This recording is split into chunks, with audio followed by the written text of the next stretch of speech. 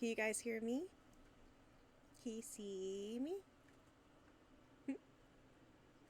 We had some technical difficulties that we're pretty sure we fixed, so we don't have to worry about that now.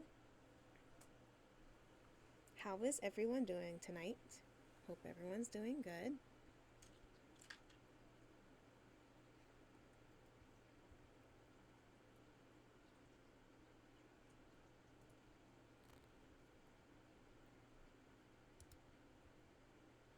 Let me turn this up just a bit.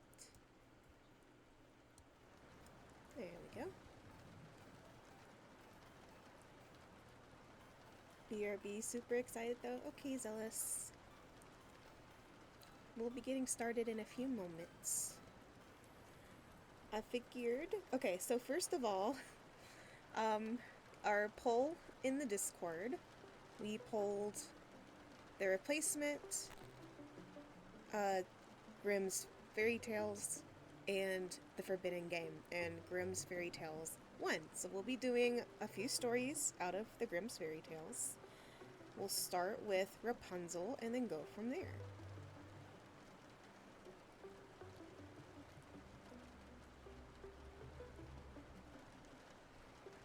I'm gonna tinker with some audio stuff, so you guys just let me know if everything sounds good. We're gonna go ahead. We're not gonna have any music, just a forewarning. We're just gonna have this moody, rainy stuff. So y'all let me know if it's too loud or too quiet, and I can adjust it.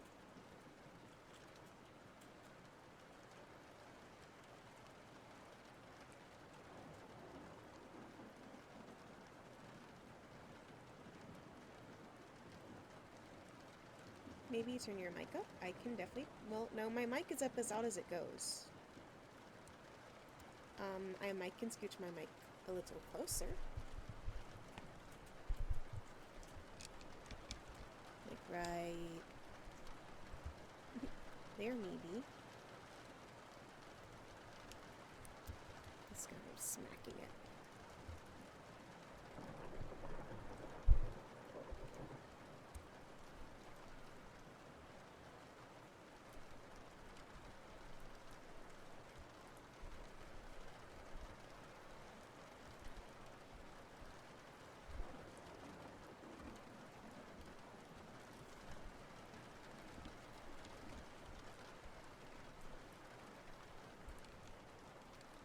Sorry, I am adjusting things.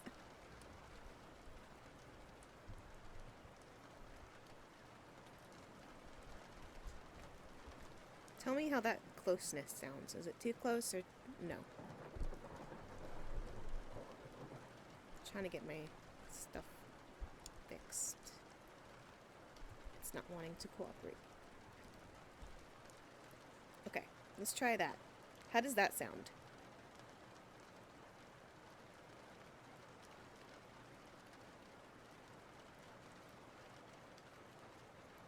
Looking at you, chat. How do we sound? I love this frame. It's so perfect. Better, better? Awesome. I just had to move it a little bit closer to me.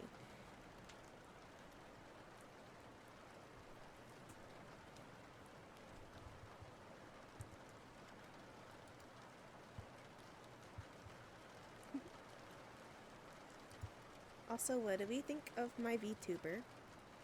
How does it look? I think I'm very cute.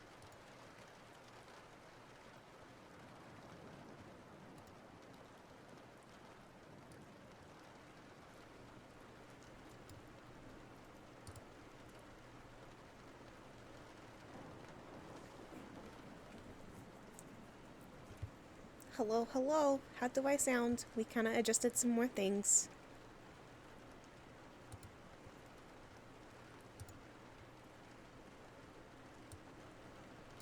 Hello, hello, hello.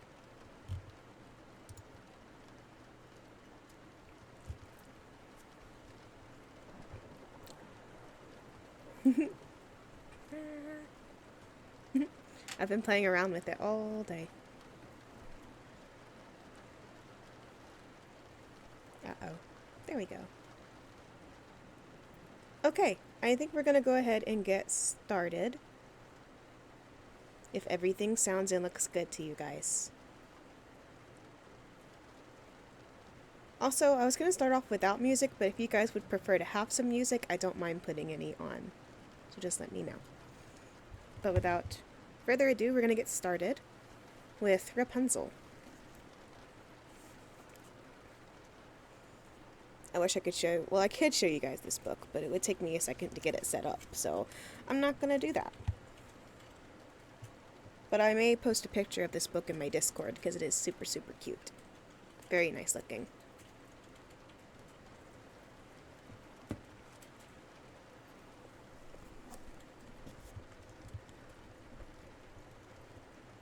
Light music sounds nice, but the rain also is lovely.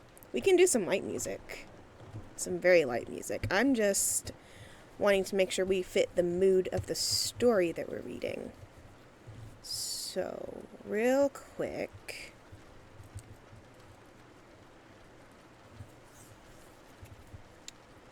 Let me see what I can do.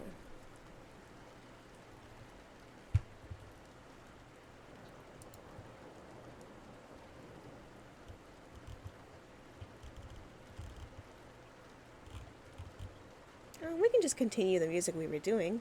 I think that'll be fine. Just very low. Is it coming through? Just let me know.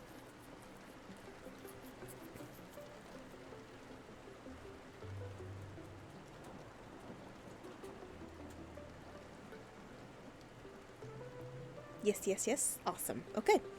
We're gonna get started then.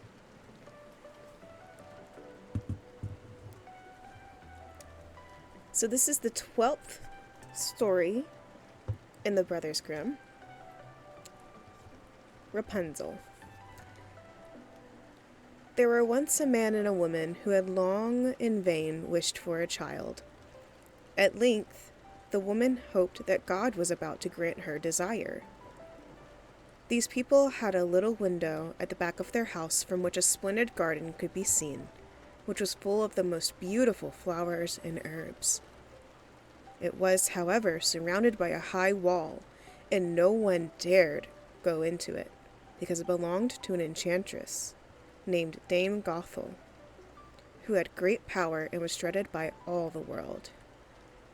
One day the woman was standing by this window and looking down into the garden, when she saw a bed which was planted with the most beautiful rampion, or Rapunzel, and it looked so fresh and green that she longed for it, and had the greatest desire to eat some. This desire increased every day, and as she knew that she could not get any of it, she quite pined away, and looked pale and miserable. Then her husband was alarmed, and asked, "What ails you, dear wife?" "Ah," she replied, "if I can't get some of the rampion, which is in the garden behind our house, I shall die." The man, who loved her, thought, "Sooner than let your wife die, bring her some of the rampion yourself, let it cost you what it will." In the twilight of the evening he clambered down over the wall into the garden of the enchantress, hastily clutched a handful of rampion, and took it to his wife. She at once made herself a salad of it, and ate it with much delight. She, however, liked it so much, so very much, that the next day she longed for it 3 times as much as before. If he was to have any rest, her husband must once more descend into the garden. In the gloom of evening, therefore, he let himself down again. But when he had clambered down the wall, he was terribly afraid, for he saw the enchantress standing before him. "How can you dare," she said with an angry look, "to descend into my garden and steal my rampion like a thief? You shall suffer for it." "Ah," answered he, "let mercy take the place of justice. I only made up my mind to do it out of necessity. My wife saw your rampion from the window, and felt such a longing for it that she would have died if she had not got some to eat." Then the enchantress allowed her anger to be softened, and said to him, "If the case be as you may, I will allow you to take away with you as much rampion as you will. Only I make one condition.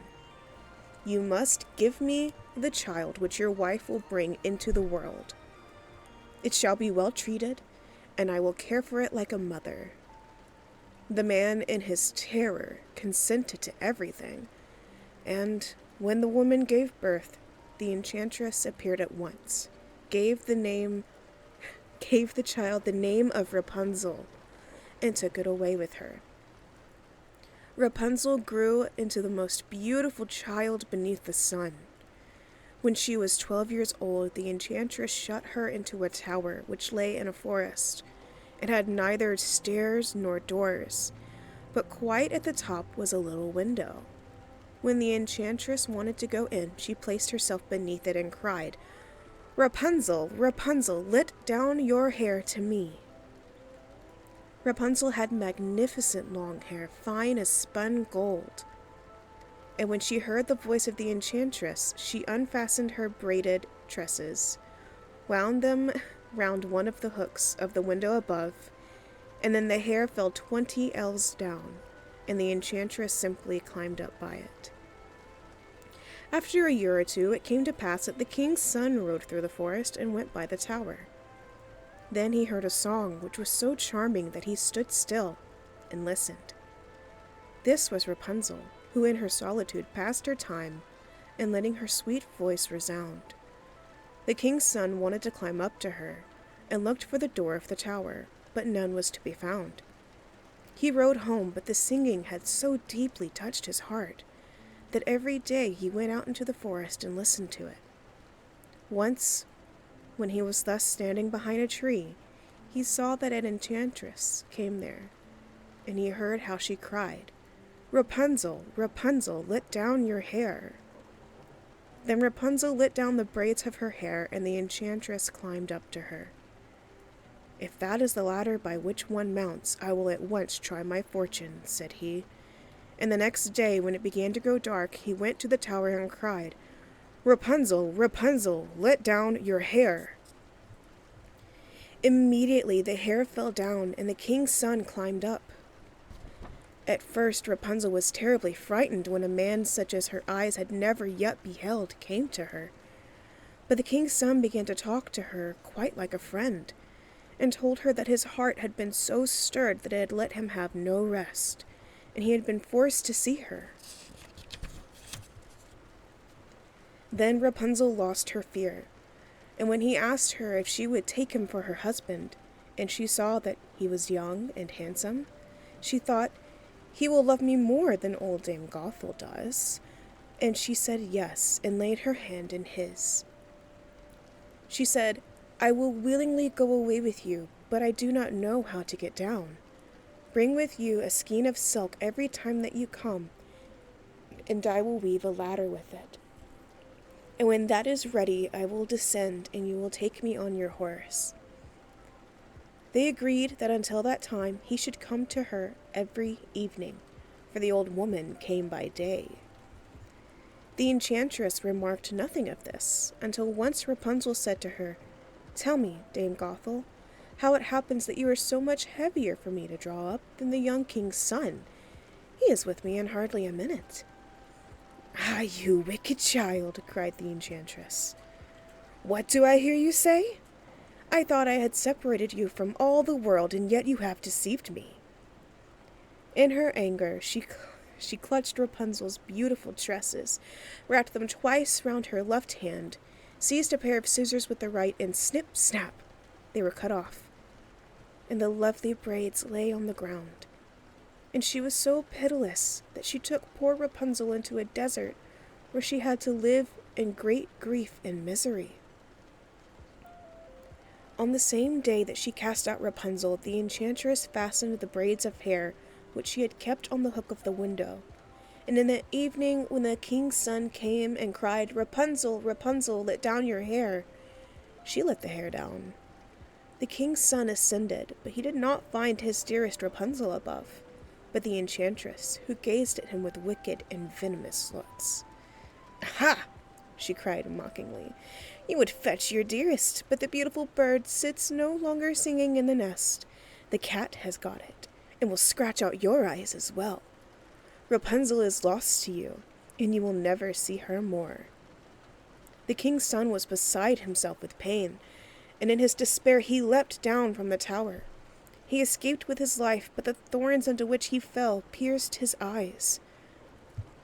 Then he wandered quite blind about the forest, ate nothing but roots and berries, and did nothing but lament and weep over the loss of his dearest wife. Thus he roamed about in misery for some years, and at length came to the desert where Rapunzel, with the twins to which she had given birth, a boy and a girl, lived in wretchedness. He heard a voice, and it seemed so familiar to him that he went towards it. And when he approached, Rapunzel knew him and embraced him and wept. 2 of her tears wetted his eyes, and they grew clear again, and he could see that with them as before. He led her to his kingdom, where he was joyfully received, and they lived for a long time afterwards, happy and contented. And thus ends the story of Rapunzel. Whatever you think. First off, can we please talk about how Rapunzel was such a savage and straight up was like, "Yo, ma, you heavy as fuck. The prince ain't even as heavy as you are." Just literally told on herself. Like, honestly, I probably would have cut her hair too if she talked to me that way. Just facts, you know. I don't appreciate the fat phobia for Rapunzel here. All jokes aside, are we in the mood for another story? There's tons and tons of stories. I can do another familiar one, or I can do one that maybe you haven't heard before. Just let me know in chat. I'm gonna take a little drink break.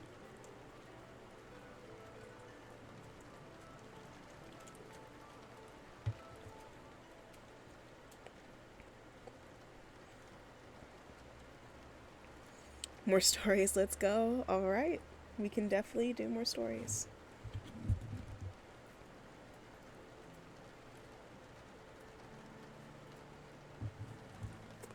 Let's see. What should I read?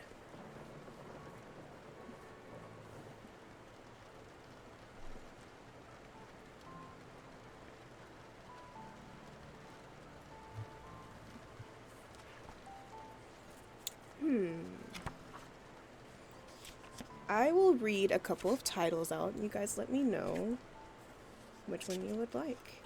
By the way, this translation was done by Margaret Hunt. I should have said that at the beginning, and I neglected to.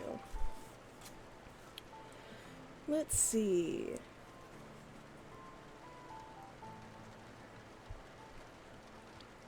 We have Hansel and Gretel. We have The Fisherman and His Wife. Cinderella. The Riddle. Oh, there's so many stories.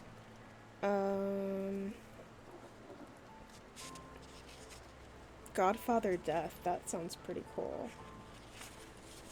Or I could just start from the beginning of the book and we'll make our way through.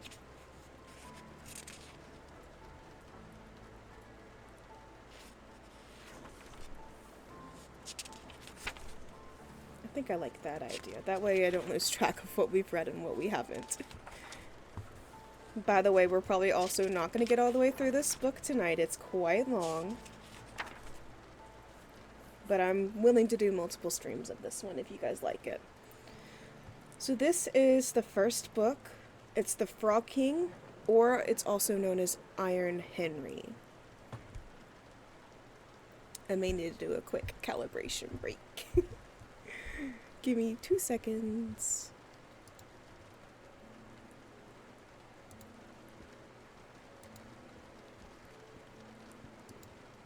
There we go. Much better. Alright. In old times, when wishing still helped one, there lived a king whose daughters were all beautiful. But the youngest was so beautiful that the sun itself, which had seen so much, was astonished whenever it shone in her face. Close by the king's castle lay a great dark forest, and under an old lime tree in the forest was a well. And when the day was very warm, the king's child went out into the forest and sat down by the side of the pool fountain. And when she was bored, she took a golden ball and threw it up on high and caught it. And this ball was her favorite plaything. Now it so happened that on one occasion the princess's golden ball did not fall into the little hand which she was holding up for it, but onto the ground beyond and rolled straight into the water. The king's daughter followed it with her eyes, but it vanished, and the well was deep, so deep, that the bottom could not be seen. At this she began to cry, and cried louder and louder, and could not be comforted. And as she thus lamented, someone said to her, "What ails you, king's daughter? Your tears would melt a heart of stone." She looked round to the side where the voice came from, and saw a frog stretching forth its thick, ugly head from the water. "Ah, old water splasher, is it you?" said she. "I'm weeping for my golden ball, which has fallen into the well."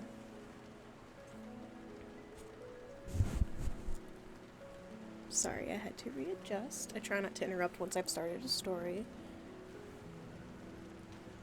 My headphones keep getting caught on things. Okay. I think I need to recalibrate again. This VTuber is causing me problems.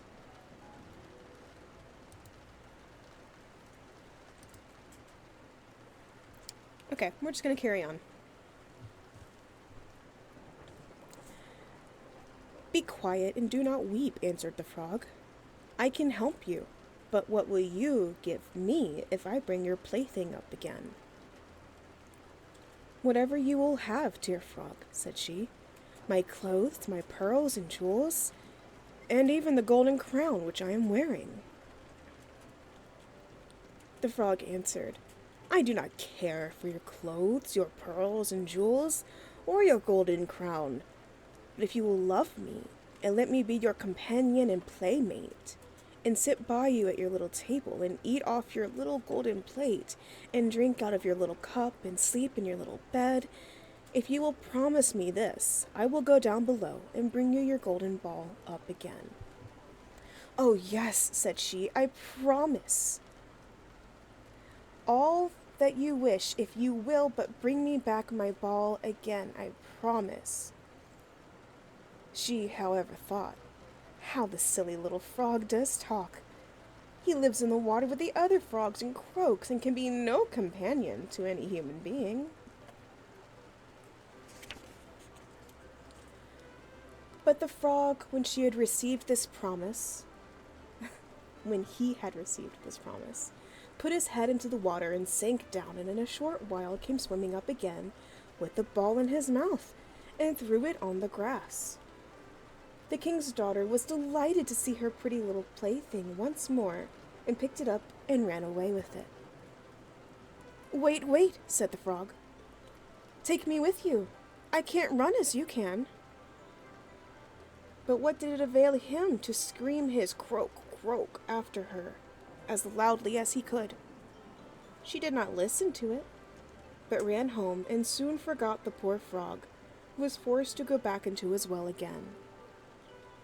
The next day, when she had seated herself at a table with the king and all the courtiers, and was eating from her little golden plate, something came creeping, splish, splash, splish, splash, up the marble staircase. And when it had got to the top, it knocked at the door and cried, "Princess, youngest princess, open the door for me." She ran to see who was outside, but when she opened the door, there sat the frog in front of it. Then she slammed the door in great haste, sat down to dinner again, and was quite frightened.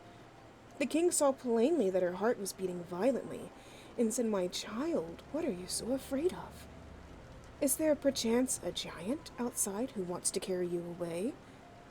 "Ah, no," replied she. "It is no giant, but a disgusting frog." "What does a frog want with you?"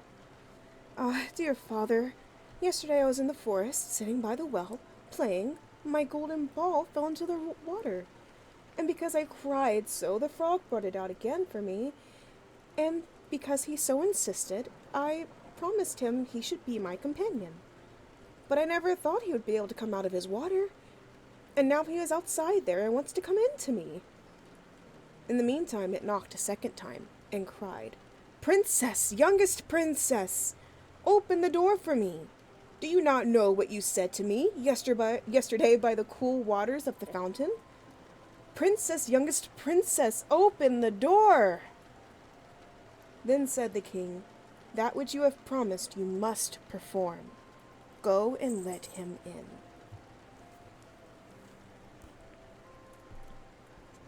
She went and opened the door, and the frog hopped in and followed her, step by step, to her chair. There he sat and cried, "Lift me up beside you." She delayed until at last the king commanded her to do it. When the frog was once on the chair, he wanted to be on the table, and when he was on the table, he said, "Now, push your little golden plate nearer to me, that we may eat together." She did this, but it was easy to see that she did not do so willingly. The frog enjoyed what he ate, but almost every mouthful she took choked her. At length he said, "I have eaten and am satisfied. Now I am tired. Carry me into your little room and make your little silken bed ready, and we will both lie down and go to sleep." The king's daughter began to cry, for she was afraid of the cold frog, which she did not like to touch, and which was now to sleep in her pretty, clean little bed. But the king grew angry and said, "He who helped you when you were in trouble ought not be despised by you afterwards." So she took hold of the frog with 2 fingers, carried him upstairs, and put him in a corner. But when she was in bed, he crept to her and said, "I'm tired. I want to sleep as well as you. Lift me up, or I will tell your father." Then she was terribly angry, and took him up and threw him with all her might against the wall. "Now you will be quiet, odious frog," said she. But when he fell down, he was no frog, but a king's son with beautiful, kind eyes. And it came to pass that, with her father's consent, he became her dear companion and husband. He told her how sorry. He told her how he had been bewitched by a wicked witch, and how no one could have delivered him from the well but herself, and that tomorrow they would go together into his kingdom. Then they went to sleep, and next morning when the sun awoke them, a carriage came driving up with 8 white horses, which had white ostrich feathers on their heads, and were harnessed with golden chains, and behind stood the young king's servant, Faithful Henry. Faithful Henry had been so unhappy when his master was changed into a frog that he had caused 3 iron bands to be laid round his heart, lest it should burst with grief and sadness. The carriage was to conduct the young king into his kingdom. Faithful Henry helped them both in, and placed himself behind again, and was full of joy because of this deliverance. And when they had driven a part of the way, the king's son heard a cracking behind him as if something had broken. So he turned round and cried, "Henry, the carriage is breaking!" "No, master, it is not the carriage. It is a band from my heart, which was put there in my great pain when you were a frog and imprisoned in the well." Again, and once again, while they were on their way, something cracked, and each time the king's son thought the carriage was breaking. But it was only the bands which were springing from the heart of Faithful Henry, because his master was set free and was happy. And that is the end of Faithful Henry, or the Frog King, which I think we can all determine is what the Princess and the Frog was based off of, right? We all caught that. Also, hi everybody that came into stream. Hi Cthulhu, hi Nugget, hi Zealous. Sorry I didn't say hey while I was reading. I was, not really paying attention to that. I was reading. But hi everybody, welcome to chat.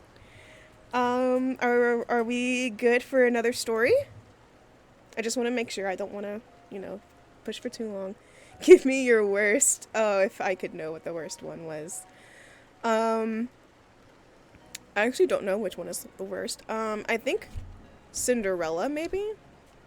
I mean, depending on what your definition of worst is, that one's got a fair bit of gore. But we can read Cat and Mouse in Partnership, that's the next one. I don't think I've read this one before. You have 2 hydrates? I have 2 hydrates? How did I miss those? Okay. Oh, I also... Who redeemed Insult Me? Who was that? Hang on, I need... I have neglected to go into mod mode on my Twitch, and I need to do that.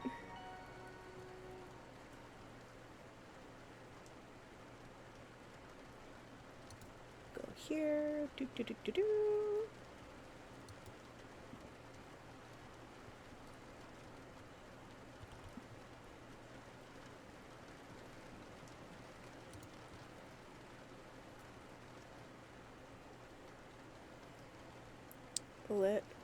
Oh dear. Everything's taking quite a while to load in. Sorry for the hydrates that did not... They are getting redeemed right now. I'll take 2 big sips.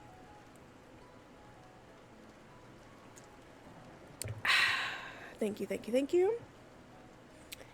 You already know? Was it you, Drusif? Was it you?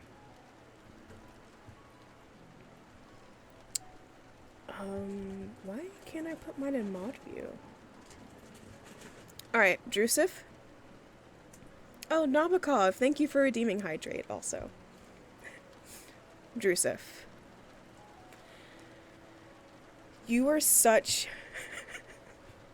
This feels so mean. You are such an uwu bitch, you know that, right? I think everybody knows that. Not everything has to be uwu all the time. How dare you? You asked for it, sir. I'm simply delivering. Says the cat boy. Doesn't mean I'm uwu. I have not been speaking in an uwu voice. So, let's just get that cleared up.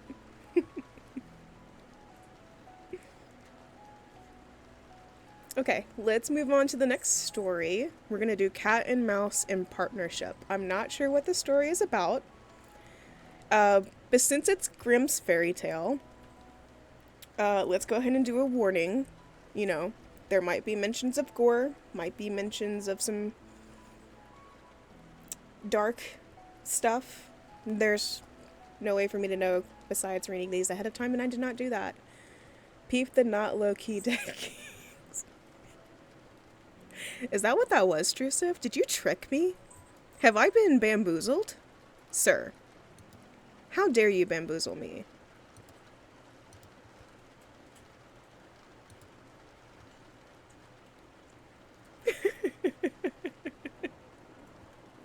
Alright, this is Cat and Mouse in Partnership. A certain cat had made the acquaintance of a mouse, and had said so much to her about the great love and friendship she felt for her, that at length the mouse agreed that they should live and keep house together. "But we must make a provision for winter, or else we shall suffer from hunger," said the cat. "And you, little mouse, cannot venture everywhere, or you will be caught in a trap some day." The good advice was followed, and a pot of fat was brought, but they did not know where to put it. At length, after much consideration, the cat said, "I know no place where it will be better stored up than in the church, for no one dares take anything away from there. We will set it beneath the altar and not touch it until we are really in need of it." So the pot was placed in safety, but it was not long before the cat had a great yearning for it, and said to the mouse, "I want to tell you something, little mouse. My cousin has brought a little son into the world and has asked me to be godmother. He is white with brown spots, and I am to hold him over the font at the christening. Let me go out today, and you look after the house by yourself." "Yes, yes," answered the mouse, "by all means go. But if you get anything very good, think of me. I should like a drop of sweet red christening wine, too." All this, however, was untrue. The cat had no cousin, and had not been asked to be godmother. She went straight to the church, stole to the pot of fat, began to lick at it, and licked the top of the fat off. Then she took a walk upon the roofs of the town, looked out for opportunities, and then stretched herself in the sun and licked her lips whenever she thought of the pot of fat. And not until it was evening did she return home. "Well, here you are again," said the mouse. "No doubt you have had a merry day." "All went off well," answered the cat. "What name did they give the child?" "Top off," cried the cat quite coolly. "Top off?" cried the mouse. "That is a very odd and uncommon name. Is it a usual one in your family?" "What does it matter?" said the cat. "It is no worse than Crumb Stealer, as your godchildren are called." Before long, the cat was seized by another fit of longing. She said to the mouse, "You must do me a favor, and once more manage the house for a day alone. I am again asked to be a godmother, and, as the child has a white ring around its neck, I cannot refuse." The good mouse consented, but the cat crept behind the town walls to the church and devoured half the pot of fat. "Nothing ever seems so good at what one keeps to oneself," said she, and she was quite satisfied with her day's work. When she went home, the mouse inquired, "And what is this child christened?" "Half Done," answered the cat. "Half Done? What are you saying? I've never heard the name in my life. I'll wager anything it is not in the calendar of saints." The cat's mouth began to water for some more licking. "All good things go in threes," said she. "I am asked to stand godmother again. The child is quite black, only it has white paws. But with that exception, it has not a single white hair on its whole body. This only happens once every few years. You will let me go, won't you?" "Top off, Half Done," answered the mouse. "They are such odd names. They make me very thoughtful." "You sit at home," said the cat, "in your dark gray fur coat and long tail, and are filled with fancies. That's because you do not go out in the daytime." During the cat's absence, the mouse cleaned the house and put it in order, but the greedy cat entirely emptied the pot of fat. "When everything is eaten up, one has some peace," said she to herself. And well filled and fat, she did not return home till night. The mouse at once asked what name had been given to the third child. It will not please you more than the others," said the cat. "He is all gone." "All gone?" cried the mouse. "That is the most suspicious name of all. I have never seen it in print. All gone. What can that mean?" And she shook her head, curled herself up, and lay down to sleep. For this time forth, no one invited the cat to be godmother, but when the winter had come and there was no longer anything to be found outside, the mouse thought of their provision and said, "Come, cat, we will go to our pot of fat, which we have stored up for ourselves. We shall enjoy that." "Yes," answered the cat, "you will enjoy it as much as you would enjoy sticking that dainty tongue of yours out of the window." They set out on their way, but when they arrived, the pot of fat certainly was still in its place, but was empty. "Alas!" cried the mouse, "now I see what has happened. Now it comes to light. You are a true friend. You have devoured all when you were standing godmother. First Top Off, then Half Done, then—" "Will you hold your tongue?" cried the cat. "One word more, and I will eat you too." "All gone" was already on the poor mouse's lips. Scarcely had she spoken it before the cat sprang on her, seized her, and swallowed her down. And that is the way of the world. And thus ends the story of cat and mouse in partnership.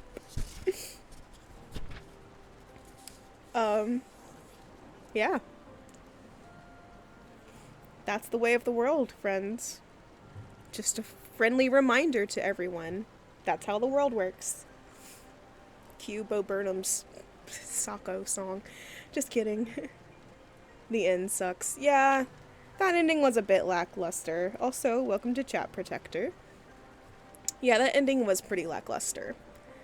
I guess that just goes to show you shouldn't trust certain people. Especially if they're like predatory. You know what I mean? Are we ready for the next story or do we need a break? I'm gonna take a little drink break. Pretty good of how it is. I agree as well. It is very much so how the world is.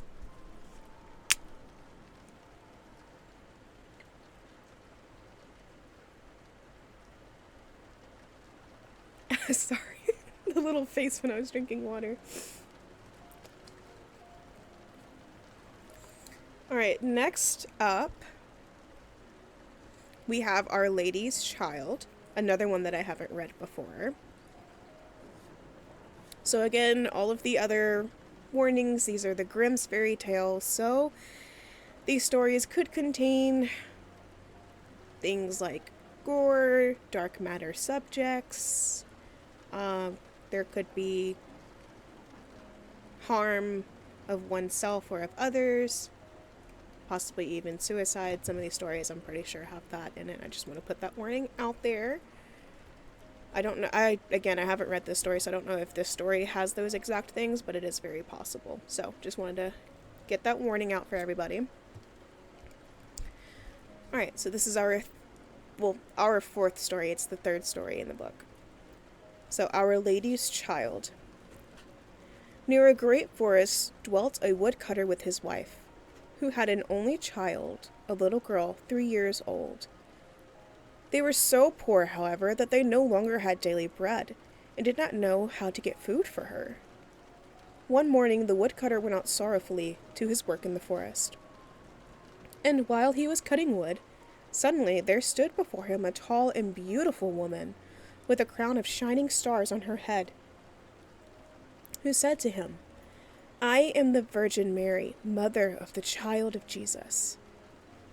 You are poor and needy. Bring your child to me. I will take her with me and be her mother and care for her." The woodcutter obeyed, brought his child, and gave her to the Virgin Mary, who took her up to heaven with her. There the child fared well, ate sugar cakes, drank sweet milk, and her clothes were of gold, and the little angels played with her. And when she was 14 years of age, the Virgin Mary called her one day and said, "Dear child, I'm about to make a long journey, so take into your keeping the keys of the 13 doors of heaven. 12 of these you may open and behold the glory which is within them, but the 13th, to which this little key belongs, is forbidden.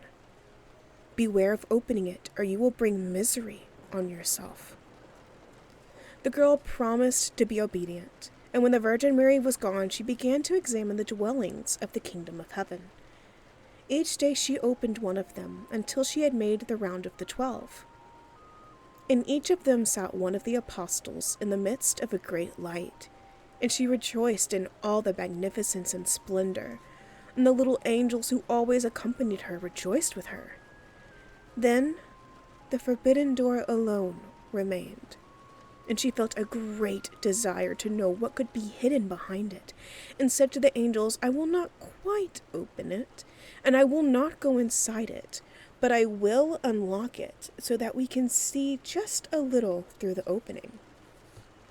"Oh no," said the little angels, "that would be a sin. The Virgin Mary has forbidden it, and it might easily cause you unhappiness." Then she was silent, but the desire in her heart was not stilled, but gnawed there and tormented her and let her have no rest. And once when the angels had all gone out, she thought, "Now I'm quite alone and I could peep in. If I do it, no one will ever know." She sought out the key, and when she got it in her hand, she put it in the lock. And when she had put it in, she turned it round as well. Then the door sprang open, and she saw there the Trinity sitting in fire and splendor. She sat there a while, and looked at everything in amazement. Then she touched the light a little with her finger, and her finger became quite golden. Immediately a great fear fell upon her. She shut the door violently and ran away. Her terror, too, would not quit her. Let her do what she might, and her heart beat continually. It would not be still. The gold, too, stayed on her finger, and it would not go away, no matter how much she rubbed it and washed it. It was not long before the Virgin Mary came back from her journey. She called the girl before her and asked to have the keys of heaven back. When the maiden gave her the bunch, the Virgin looked into her eyes and said, "Have you not opened the 13th door also?" "No," she replied. Then she laid her hand on the girl's heart and felt how it beat and beat, and saw right well that she had disobeyed her order and had opened the door. Then she said once again, "Are you certain that you have not done it?" "Yes," said the girl for the second time. Then she perceived the finger, which had become golden from touching the fire of heaven, and saw well that the child had sinned, and said for the third time, "Have you not done it?" "No," said the girl for the third time. Then the Virgin Mary said, "You have not obeyed me, and besides that, you have lied. You are no longer worthy to be in heaven." Then the girl fell into a deep sleep, and when she awoke, she lay on the earth below and in the midst of a wilderness. She cried out, but she could not bring forth any sound. She sprang up and wanted to run away, but wherever she turned herself, she was continually held back by thick hedges of thorns, through which she could not break. In the desert in which she was imprisoned, there stood an old hollow tree, and this had to be her dwelling place. Into this she crept when night came, and here she slept. Here, too, she found a shelter from the storm and rain, but it was a miserable life. And bitterly did she weep when she remembered how happy she had been in heaven, and how the angels had played with her. Roots and wild berries were her only food, and for these she searched as far as she could go. In the autumn she picked up the fallen nuts and leaves, and carried them in the hole. The nuts were her food in winter, and when snow and ice came, she crept amongst the leaves like a poor little animal, that she might not freeze. Before long, her clothes were all torn, and one bit of them after another fell off her. As soon, however, as the sun shone warm again, she went out and sat in front of the tree, and her long hair covered her on all sides like a mantle. Thus she sat year after year, and felt the pain and the misery of the world. One day, when the trees were once more clothed in fresh green, the king of the country was hunting in the forest and followed a deer as it had fled into the thicket which shut in this part of the forest. He got off his horse, tore the bushes asunder, and cut himself a path with his sword. When he had at last forced his way through, he saw a wonderfully beautiful maiden sitting under the tree, and she sat there and was entirely covered with her golden hair down to her very feet. He stood still and looked at her full of surprise. Then he spoke to her and said, "Who are you? Why are you sitting here in the wilderness?" But she gave no answer, for she could not open her mouth. The king continued, "Will you go with me to my castle?" Then she just nodded her head a little. The king took her in his arms, carried her to his horse, and rode home with her. And when he reached the royal castle, he caused her to be dressed in beautiful garments, and gave her all things in abundance. Although she could not speak, she was still so beautiful and charming that he began to love her with all of his heart, and it was not long before he married her. After a year or so had passed, the queen brought a son into the world. Thereupon the Virgin Mary appeared to her in the night when she lay in her bed alone and said, "If you will tell the truth and confess that you did unlock the forbidden door, I will open your mouth and give you back your speech. But if you persevere in sin and deny obstinately, I will take your newborn child away with me." Then the queen was permitted to answer, but she remained hard and said, "No, I did not open the forbidden door." And the Virgin Mary took the newborn child from her arms and vanished with it. Next morning, when the child was not to be found, it was whispered among the people that the queen was a man-eater and had killed her own child. She heard all this and could say nothing to the contrary, but the king would not believe it, for he loved her so much. When a year had gone by and the queen again bore a son in the night, the Virgin Mary again came to her and said, "If you will confess that you opened the forbidden door, I will give you your child back and untie your tongue. But if you continue in sin and deny it, I will take away with me this new child also." Then the queen said again, "No, I did not open the forbidden door." And the Virgin took the child out of her arms and away with her to heaven. Next morning, when this child had also disappeared, the people declared quite loudly that the queen had devoured it, and the king's counselors demanded that she be brought to justice.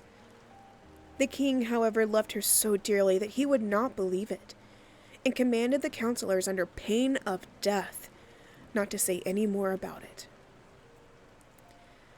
The following year, the queen gave birth to a beautiful little daughter, and for the third time the Virgin Mary appeared to her in the night and said, "Follow me." She took the queen by the hand and led her to heaven, and showed her there her two eldest children, who smiled at her and were playing with the ball of the world. When the queen rejoiced at this, the Virgin Mary said, "Is your heart not yet softened? If you will own that you opened the forbidden door, I will give you back your two little sons." But for the third time, the queen answered, "No, I did not open the forbidden door." Then the Virgin let her sink down to earth once more, and took from her likewise her third child.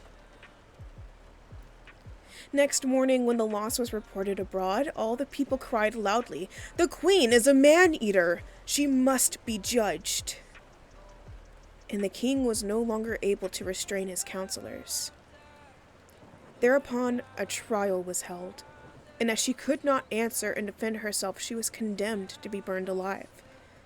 The wood was got together, and when she was fast bound to the stake, the fire began to burn round about her. The hard ice of pride melted. Her heart was moved by repentance. And she thought, "If I could but confess before my death that I opened the door." Then her voice came back to her, and she cried loudly, "Yes, Mary, I did it." And a straightaway rain fell from the sky and extinguished the flames of fire, and a light broke forth above her. And the Virgin Mary descended with the two little sons by her side and the newborn daughter in her arms. She spoke kindly to her and said, "He who repents his sin and acknowledges it is forgiven." Then she gave her the three children, untied her tongue, and granted her happiness for her whole life. And that is Our Lady's Child. I cannot wait to see what we think of that one, chat. Oh no, I can't see chat. Hang on. I'm gonna try to read it. Let's see. Bean has been screaming all day. And we've been here listening, and she's asleep on the bed. Stop, that's so sweet. I'm glad I could help. Oh, goodness.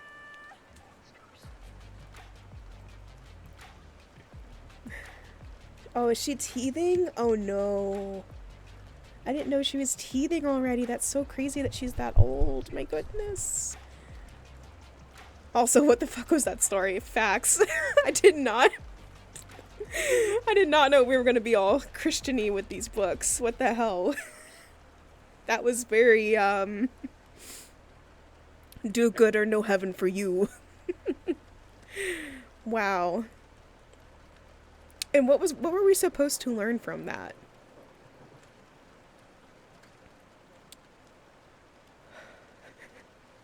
A lot of biblical fear stuff. Yeah, it is really wild because I was like, I don't know. I was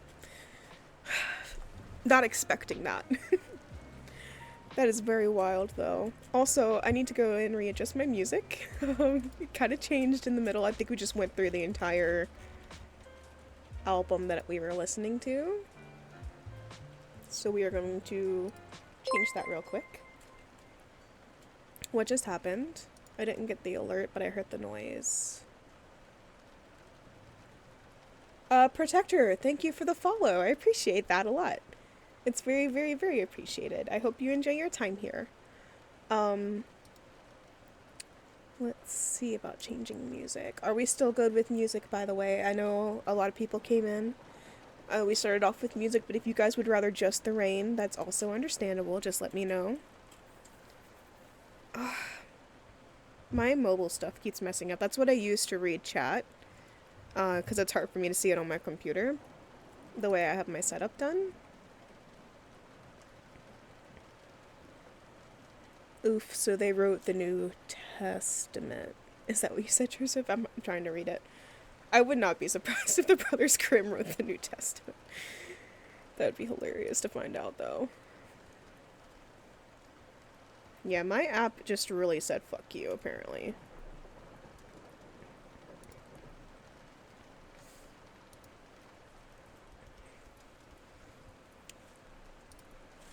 Music, music, music. Well, let's just go with some general lo-fi. I think that'll be okay. Apparently it's supposed to be a story about telling the truth right away. Which I guess makes sense. She would have saved herself a lot of trouble if she had told the truth right away. But all I got was religious scare tactics. You know. Are we good for another story, chat? I'm good for another story. The next one is the story of the youth who went forth to learn what fear was. I don't know if that... I'm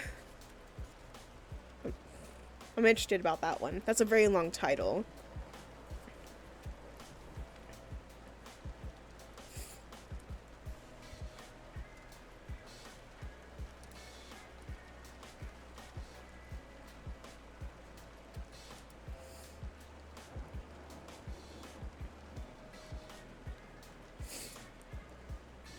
I'll take me a quick little sippy.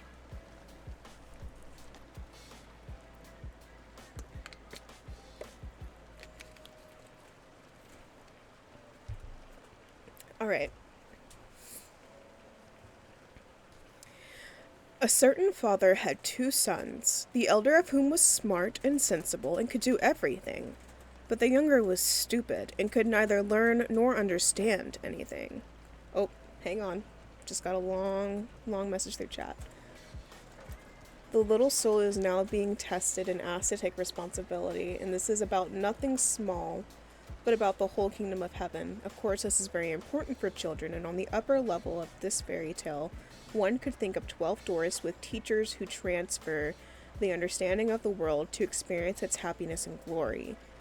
But it is just as important for children to adhere to the established limits, to obey the words of their parents, and to observe the secular law. Yeah. Yeah, but let's not traumatize children in doing so. You know what I mean? Which I know that you know what I mean, Namakov. I 100% know that you know what I mean.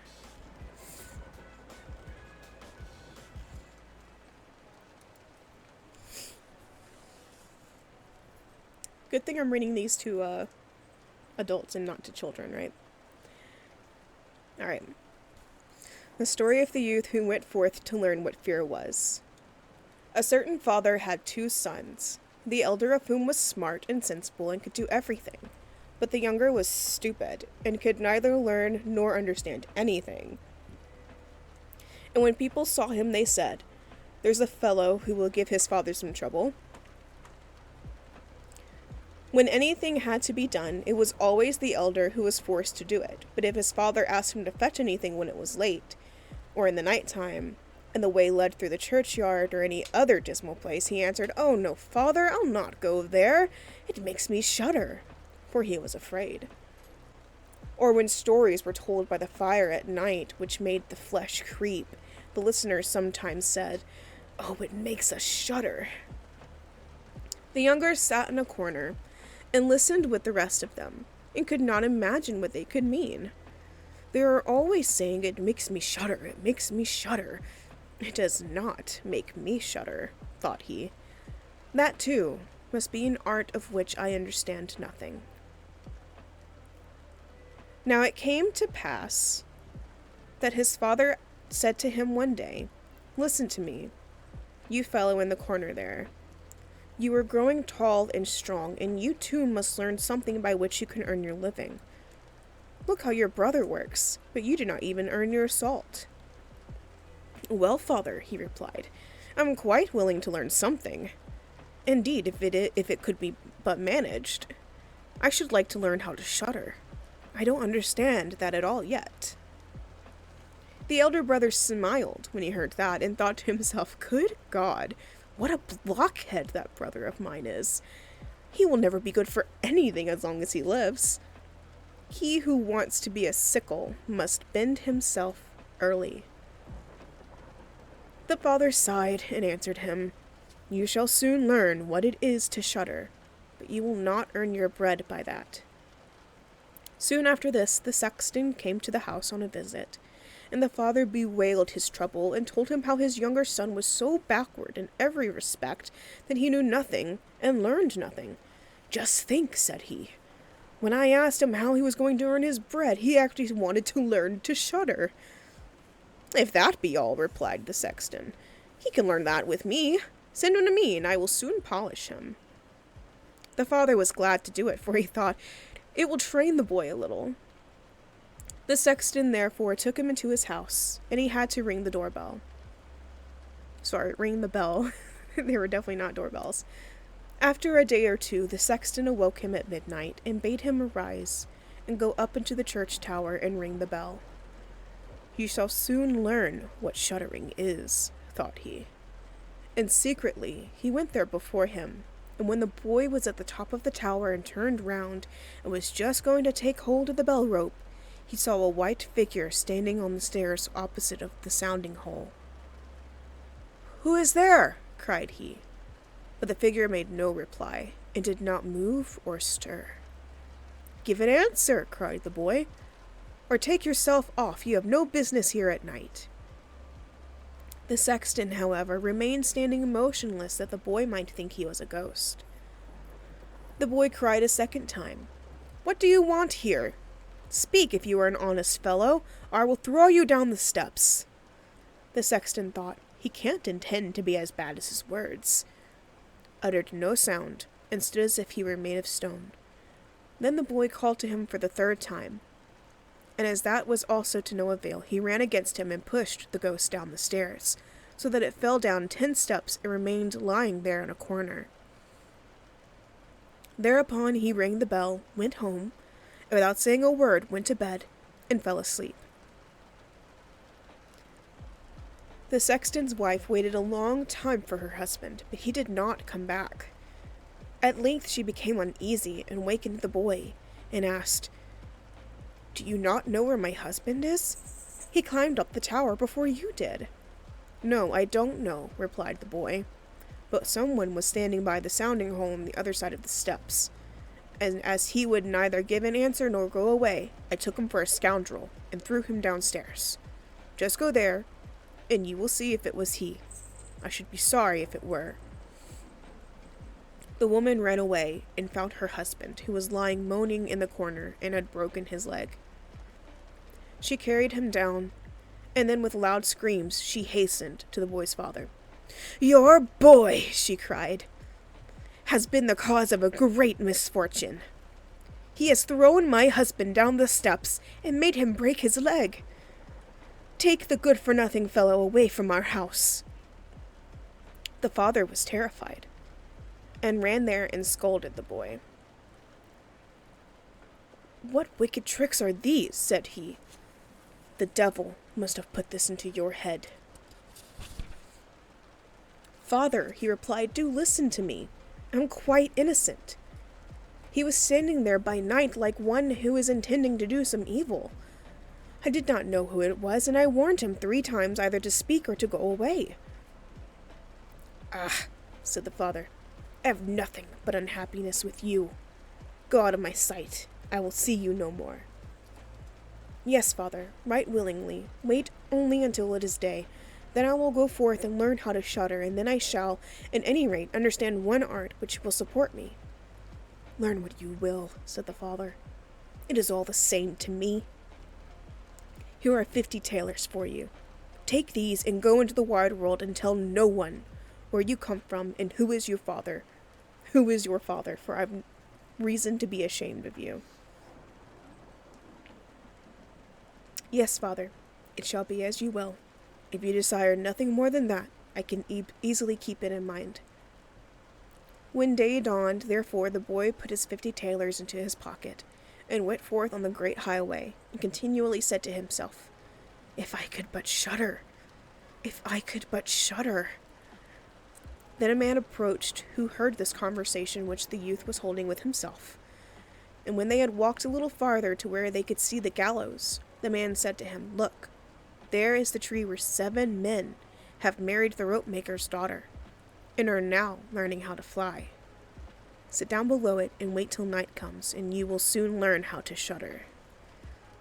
"If that is all that is wanted," answered the youth, "it is easily done. But if I learn how to shudder as fast as that, you shall have my 50 thalers. Just come back to me early in the morning." The youth went to the gallows, sat down below it, and waited till evening came. And as he was cold, he lighted himself a fire, but at midnight the wind blew so sharply that in spite of his fire, he could not get warm. And as the wind knocked the hanged men against each other, and they moved backwards and forwards, he thought to himself, "You shiver below by the fire, but how those up above must freeze and suffer." And as he felt pity for them, he raised the ladder, climbed up, unbound one of them after the other, and brought down all 7. Then he stirred the fire below it, and set them all round it to warm themselves.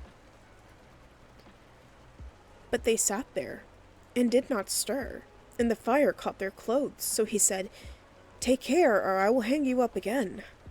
The dead men, however, did not hear, but were quite silent, and let their rags go on burning. At this he grew angry, and said, "If you do not take care, I cannot help you. I will not burn with you." And he hung them up again, each in his turn. Then he sat down by the fire and fell asleep. Give me just a second.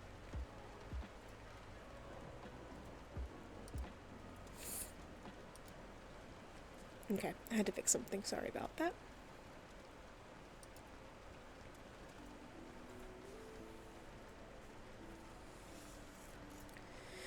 And the next morning, the man came to him and wanted to have the 50 thalers, and said, "Well, do you know how to shudder?" "No," answered he. "How was I to get to know? Those fellows up there did not open their mouths, and were so stupid that they let the few old rags which they had on their bodies get burnt." Then the man saw that he would not get the 50 thalers that day, and went away saying, "One of this kind has never come my way before." The youth likewise went about his way, and once again began to mutter to himself, "Ah, if only I could shudder! If only I could shudder!" The youth, sorry, I'm reading the same line. A wagoner who was striding behind him heard that and asked, "Who are you?" "I don't know," answered the youth. Then the wagoner asked, "From where do you come?" "I know not." "Who is your father?" "That I may not tell you." "What is it that you are always muttering between your teeth?" "Ah," replied the youth, "I do so wish I could shudder, but No one can teach me how to do it." "Give up your foolish chatter," said the wagoner. "Come, go with me, and I will see about a place for you." The youth went with the wagoner, and in the evening they arrived at an inn where they wished to pass the night. Then at the entrance of the room the youth again said quite loudly, "If I could but shudder! If I could but shudder!" The host, who heard this, laughed and said, "If that is your desire, there ought to be a good opportunity for you here." "Ah, be silent," said the hostess. "So many inquisitive persons have already lost their lives. It would be a pity and a shame if such beautiful eyes as these should never see the daylight again." But the youth said, "However difficult it may be, I will learn it, and for this purpose I have journeyed forth." He let the host have no rest, until the latter told him that not far from there stood a haunted castle, where anyone could very easily learn what shuddering was, and if he would but sleep in it for 3 nights. The king had promised that he who would venture should have his daughter as a wife, and she was the most beautiful maiden the sun shone on.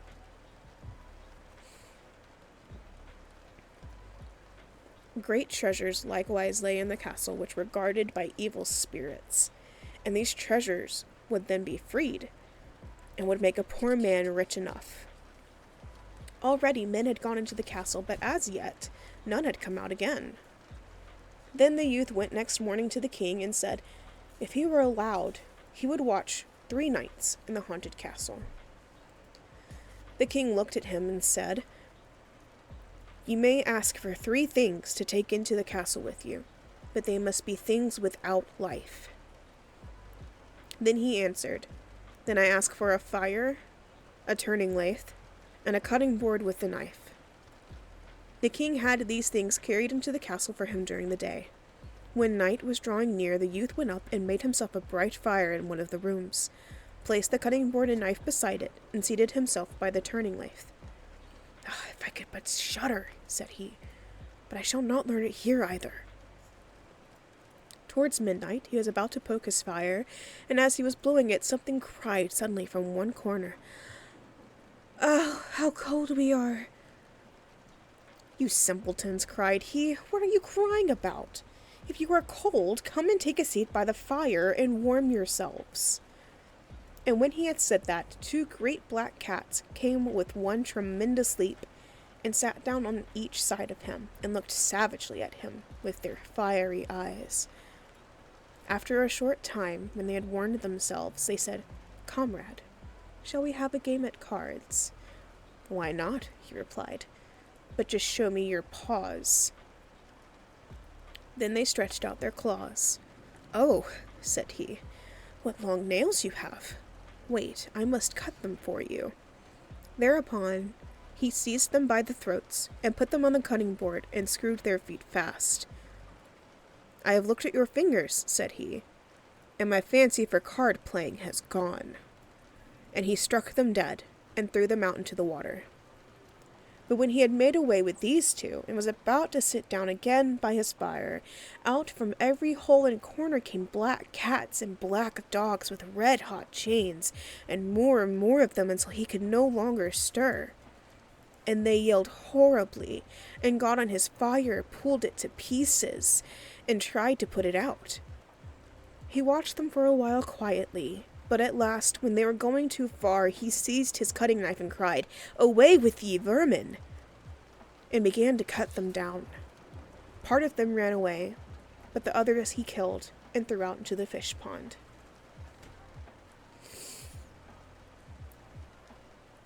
When he came back, he fanned the embers of his fire again and warmed himself. And as he thus sat, his eyes would keep open no longer, and he felt a desire to sleep. Then he looked round and saw a great bed in the corner. "That is the very thing for me," he said, and got into it. When he was just going to shut his eyes, however, the bed began to move of its own accord, and went over the whole of the castle. "That's right," he said, "but go faster." Then the bed rolled on as if 6 horses were harnessed to it, up and down, over thresholds of steps. But suddenly, hop, hop, It turned over upside down and lay on him like a mountain. But he threw quilts and pillows up in the air, got out, and said, "Now, anyone who likes may drive," and lay down by his fire and slept till it was day. In the morning the king came, and when he saw him lying there on the ground, he thought the evil spirits had killed him and he was dead. Then said he, "After all, it is a pity. He is a handsome man." The youth heard it, got up, and said, "It has not yet come to that." Then the king was astonished, but very glad, and asked how he had fared. "Very well indeed," answered he. "One night is past, and 2 others will get over likewise." Then he went to the innkeeper, who opened his eyes very wide and said, "I never expected to see you alive again. Have you learned how to shudder yet?" "No," said he, "it is all in vain. If someone would but tell me." The second night he again went up into the old castle, sat down by the fire, and once more began his old song, "If I could but shudder." When midnight came, an uproar and noise of tumbling was heard. At first it was low, but it grew louder and louder. Then it was quiet for a while, and at length, with a loud scream, half a man came down the chimney and fell before him. "Hello!" cried he. "Another half belongs to this. This is too little." Then the uproar began again, and there was a roaring and howling, and the other half fell down likewise. "Wait," said the youth. "I will just blow up the fire a little for you." When he had done that, and looked round again, the 2 pieces were joined together, and a frightful man was sitting in his place. "That is no part of our bargain," said the youth. "The bench is mine." The man wanted to push him away. The youth, however, would not allow that, but thrust him off with all of his strength, and seated him again in his own place. Then, still, more men fell down, one after the other. They brought 9 dead men's legs and 2 skulls, and set them up, and played at 9 pins with them. The youth also wanted to play, and said, "Can I join you?" "Yes, if you have money." "Money enough," replied he, "but your balls are not quite round." Then he took the skulls, and put them in the lathe, and turned them till they were round. "There, now they will roll better," said he. "Hurrah! Now it goes merrily." He played with them, and lost some of his money. But when it struck 12, everything vanished from his sight. He lay down and quietly fell asleep. Next morning the king came to inquire after him. "How has it fared with you this time?" asked he. "I've been playing at 9 pins," he answered, "and have lost a couple of farthings." "Have you not shuddered, then?" What?" said he. "I have made merry, if I did but know what it was to shudder." The third night he sat down again on his bench, and said quite sadly, "If I could but shudder." When it grew late, 6 tall men came in and brought a coffin. Then he said, "Ha ha! That is certainly my little cousin, who died only a few days ago." And he beckoned with his finger and cried, "Come, little cousin, come." They placed the coffin on the ground, but he went to it, took the lid off, and a dead man lay therein. He felt his face, but it was cold as ice. "Stop," said he, "I will warm you a little," and went to the fire, warmed his hand, and laid it on the dead man's face, but he remained cold. Then he took him out, and sat down by the fire, and laid him on his breast, and rubbed his arms that the blood might circulate again. As this also did no good, he thought to himself, "When 2 people lie in bed together, they warm each other," and carried him to the bed, covered him over, and laid down with him. After a short time, the dead man became warm too, and began to move. Then the youth said, "See, little cousin, have I not warmed you?" The dead man, however, got up and cried, "Now I will strangle you." "What?" said he. "Is that the way you thank me? You shall at once go into your coffin again." And he took him up, threw him into it, and shut the lid. Then came the 6 men and carried him away again. "I cannot manage to shudder," said he. "I shall never learn it as long as I live." Then a man entered who was taller than all the others and looked terrible. He was old, however, and had a long white beard. "You wretch," cried he, "you shall soon learn what it is to shudder, for you shall die." "Not so fast," replied the youth. "If I am to die, I shall have to have a say in it." "I will soon seize you," said the fiend. "Softly, softly, do not talk so big. I am as strong as you are, and perhaps even stronger." "We shall see," said the old man. "If you are stronger, I will let you go. Come, we will try." Then he led him by dark passages to a smith's forge, took an axe, and with one blow struck an anvil into the ground. "I can do better than that," said the youth, and went to the other anvil.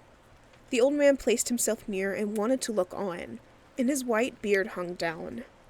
Then the youth seized the axe, split the anvil with one blow, and struck the old man's beard with it. "Now I have you," said the youth. "Now it is you who will have to die." Then he seized an iron bar and beat the old man till he moaned and entreated him to stop. Then he would give him great riches. The youth drew out the axe and let him go. The old man led him back into the castle and into a cellar and showed him 3 chests full of gold. "Of these," said he, "one part is for the poor, the other for the king, the third is yours." In the meantime it struck 12 and the spirit disappeared. The youth, therefore, was left in darkness. "I shall still be able to find my way out," said he, and felt about, found the way into the room, and slept there by the fire. Next morning the king came and said, "Now you must have learned what shuddering is." "No," he answered. "What can it be? My dead cousin was here, and a bearded man came and showed me a great deal of money down below, but no one told me what it was to shudder." "Then," said the king, "you have delivered the castle from enchantment, and shall marry my daughter." "That is all very well," said he, "but still I do not know what it is to shudder." Then the gold was brought up, and the wedding celebrated. But, however much the young king loved his wife, and however happy he was, he still said always, "If I could but shudder, if I could but shudder." And at last she was angry at this. Her waiting maid said, "I will find a cure for him. He shall soon learn what it is to shudder." She went out to the stream, which flowed through the garden, and had a whole bucket full of gudgeons brought to her. At night, when the young king was sleeping, his wife was to draw the clothes off him and empty the bucket of cold water with the gudgeons in it over him, so that the little fishes would sprawl about him. When this was done, he woke up and cried, "Oh, what makes me shudder so? What makes me shudder so, dear wife? Ah, now I know what it is to shudder." And that is the end of the youth who went forth to learn what fear was. I was trying not to laugh through that entire story. That was so wild. I want to earn a living by being afraid is relatable. Oh, can you imagine? I mean, literally all you have to do is become like a horror game, a horror streamer, and you can make a living off of being afraid. Oh my god, that was a wild one. This dude literally fought ghosts and demons and hellhounds and shit. It was quite the roller coaster. Indeed, Joseph. All it took was a bunch of fish in an ice bucket to get this dude to figure out what it meant to shudder. And somehow ended up with all the riches in the world. That's hilarious. Buffy is pretty quiet now. Buffy? Who is Buffy? I know Buffy the Vampire Slayer, but I don't know if that's what you're talking about. I don't want to sound dumb. How long have we been going? I'm pretty sure we could still do a couple more stories.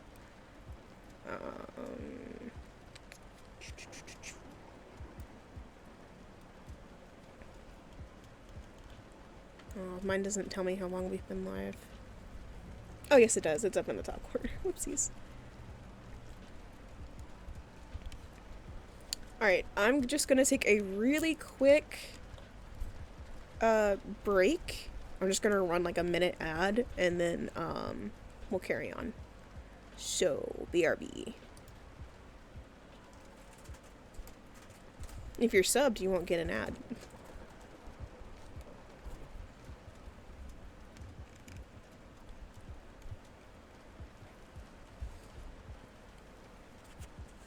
I'm gonna drink some water.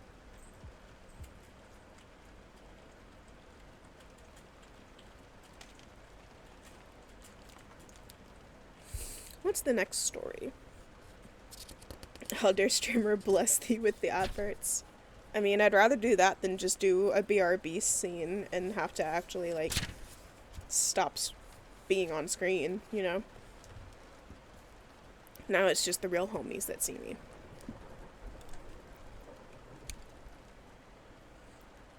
Everything still sound good, by the way. Just want to double check and make sure it does, because I've been, like, messing with this pop filter and I'm afraid it's causing, like, a lot of issues. Sound is gravy. Oh, that reminds me of I saw a Young Gravy TikTok the other day that cracked me up. It was this girl going with her mom to the concert, and they ended up going backstage, and her mom and Young Gravy were just hamming it up together and, like, hard flirting and being drunk as fuck. Gravy is a MILF hunter and I love it. Same. Same. Alright, our next story is The Wolf and the Seven Little Kids.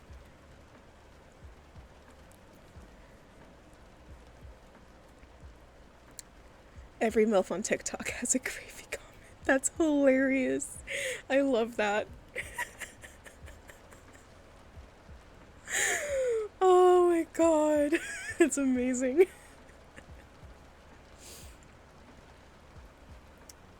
My face is getting hot.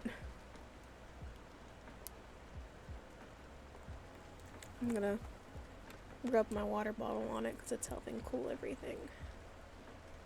Phew.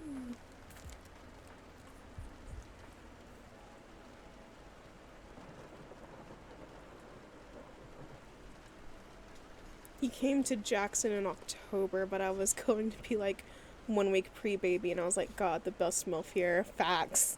Facts. My favorite MILF.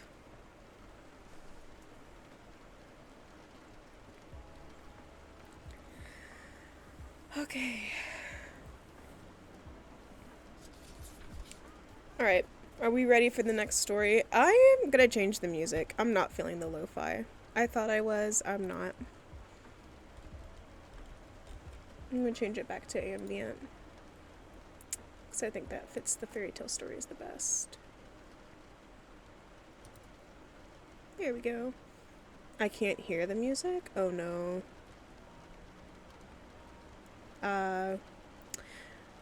Drusif, my lovely mod, are you able to hear music? I just turned it up a bit. That might help. Sometimes I have it turned down too low. So maybe that might be what it was. Yeah, it's fine. Now I can. Okay, I think I just had it turned down too low is all.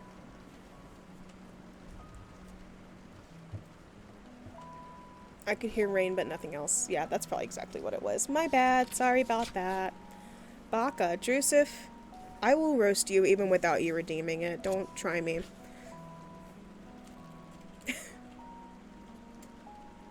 Do it, daddy. Well, when you call me daddy, I mean, I didn't know baka meant jerk until I watched Ponyo. Yeah, I always thought it meant idiot, which I think is how most people use it, but yeah, I don't think it directly translates to idiot. I think it's more along the lines of jerk.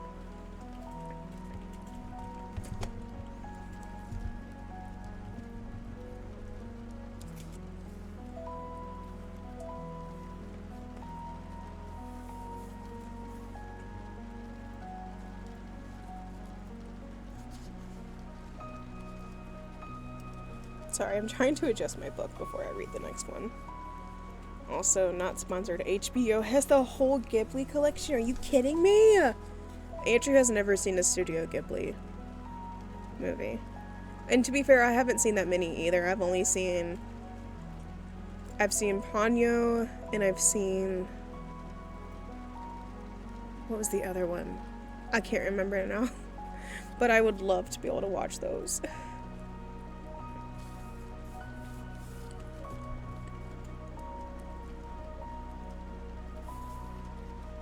Alright, I think I have my book well adjusted. The page just keeps trying to blow away. Let me find something to prop it.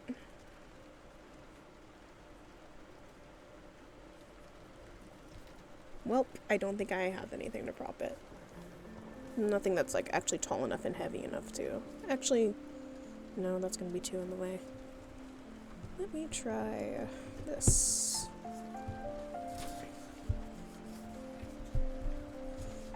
Okay, that's actually perfect. Alright, on to the next story. The Wolf and the 7 Little Kids. There was once upon a time an old goat who had 7 little kids, and loved them with all of the love of a mother for her children. One day she wanted to go into the forest and fetch some food. So she called all 7 to her and said, "Dear children, I have to go into the forest. Be on your guard against the wolf. If he comes in, he will devour you all, skin, hair, and all. The wretch often disguises himself, but you will know him at once by his rough voice and his black feet." The kids said, "Dear mother, we will take good care of ourselves. You may go away without any anxiety." Then the old one bleated and went on away with an easy mind. It was not long before someone knocked at the door and called, "Open the door, dear children. Your mother is here and has brought something back with her for each of you." But the little kids knew that it was the wolf by the rough voice. "We will not open the door," cried they. "You are not our mother. She has a soft, pleasant voice, but your voice is rough. You are the old wolf." Then the wolf went away to a shopkeeper and bought himself a great lump of chalk, ate this, and made his voice soft with it. Then he came back, knocked at the door of the house, and cried, "Open the door, children. Your mother is here and has brought something back with her for each of you." Then the wolf ran. But the wolf had laid his black paws against the window, and the children saw them and cried, "We will not open the door. Our mother has not black feet like you. You are the wolf." Then the wolf ran to a baker and said, "I have hurt my feet. Rub some dough over them for me." And when the baker had rubbed his feet over, he ran to the miller and said, "Strew some white meal over my feet for me." The miller thought to himself, "The wolf wants to deceive someone," and then refused. But the wolf said, "If you will not do it, I will devour you." Then the miller was afraid and made his paws white for him. Yes, sorry. Yes, that's how people are. And so now the wretch went for the 3rd time to the door, knocked at it, and said, "Open the door for me, children. Your dear little mother has come home and has brought every one of you something back from the forest." The little kids cried, "First show us your paws, that we may know if you are our dear little mother." Then he put his paws in through the window, and when the kids saw that they were white, they believed that all he said was true, and opened the door. But who should come in but the wolf? They were terrified and wanted to hide themselves. One sprang under the table, the 2nd into the bed, and a 3rd into the stove, a 4th into the kitchen, the 5th into the cupboard, the 6th under the washing bowl, and the 7th into the clock case. But the wolf found them, and used no great ceremony. One after the other he swallowed them down his throat. The youngest, who was in the clock case, was the only one he did not find. When the wolf had satisfied his appetite, he took himself off, laid himself down under a tree in the green meadow outside, and began to sleep. Soon afterwards the old goat came home again from the forest. Ah, what a sight she saw there! The door stood wide open, the tables, chairs, and benches were thrown down, the washing bowl lay broken to pieces, and the quilts and pillows were pulled off the bed. She sought her children, but they were nowhere to be found. She called them one after another by name, but no one answered. At last, when she came to the youngest, a soft voice cried, "Dear mother, I am in the clock case." She took the kid out, and it told her that the wolf had come and eaten all the others. Then you may imagine how she wept over her poor children. At length in her grief she went out, and the youngest kid ran with her. When they came to the meadow, there the wolf lay by the tree and snored so loud that the branches shook.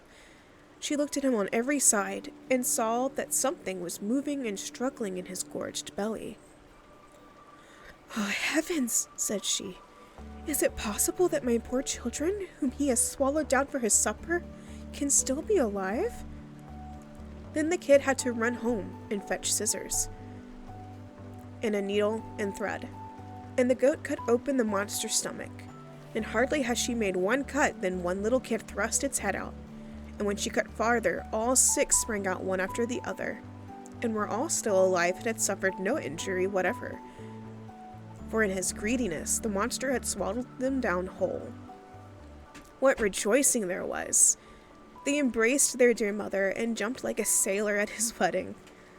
The mother, however, said, "Now go and look for some big stones, and we will fill the wicked beast's stomach with them while he is still asleep." Then the 7 kids dragged the stones there with all speed, and put as many of them into his stomach as they could get in. And the mother sewed him up again in the greatest haste, so that he was not aware of anything, and never once stirred.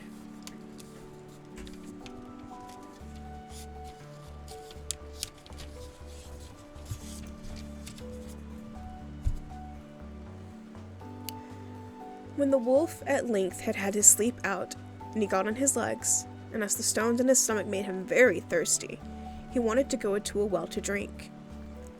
But when he began to walk and move about, the stones in his stomach knocked against each other and rattled. Then cried he, "What rumbles and tumbles against my poor bones? I thought 'twas 6 kids, but it's naught but big stones."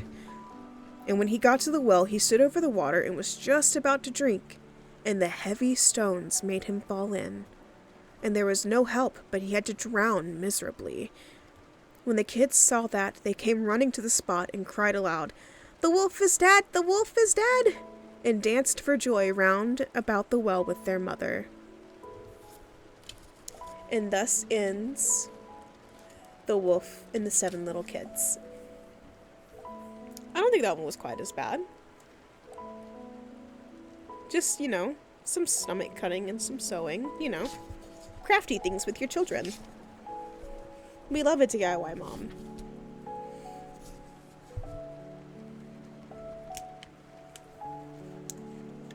Let me see what I missed in chat while we were reading. Let's see. If you want to borrow, thank you. I forgot that you had offered that the other day. I will definitely take you up. I'll message you later. This is how people get into debt. Spread out different popular shows among 7 subscription platforms. Real-ish, though. HBO has, OG Cartoon Network stuff. Ooh, I didn't know that. Yeah, Netflix really doesn't have a whole lot of good stuff lately. At all. I feel like Haunting of Hill House and Bly Manor was the last good thing that I saw come out of Netflix. And a lot of movies that hit theaters hit HBO. Oh, also, doesn't Halsey have her movie on HBO? Or HBO Max, one of those two? Her little movie that goes with her album, I'm pretty sure it's on one of those.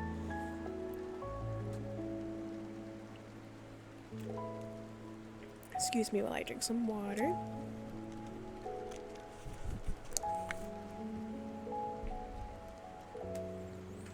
Yes. Okay, yes, it is on there. That's what I thought.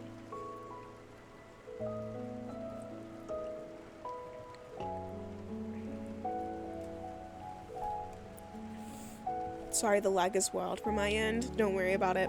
Especially if you're watching on mobile. Twitch mobile has been very messed up lately. It's been very irritating. I just added it to my list of reasons as to why I might switch over to YouTube streaming soon.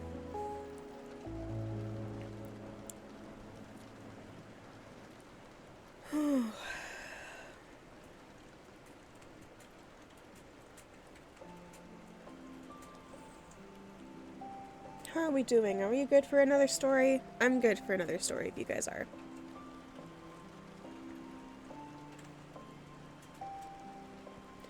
I'm on my laptop, but oh yeah, your work stuff. Yeah, that's also understandable.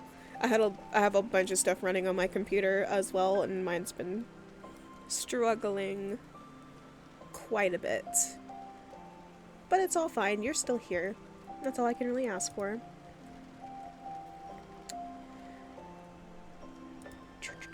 Oh, I meant to test this earlier and I didn't, but I think that our stuff should be working again. I say stuff. I can't remember what it's called. The points in the chat stuff. Oh, I forgot to put a number. That's probably why that didn't work. You got laptop battery fix? I did. My charger arrived this morning. Wonderful! We love when things come together. You don't have any points to gamble, Joseph? How does that work? Hang on. Let me see if I even have points. I might not even have points. It just didn't even work for me. What is this? Stream elements. Hello? Hang on.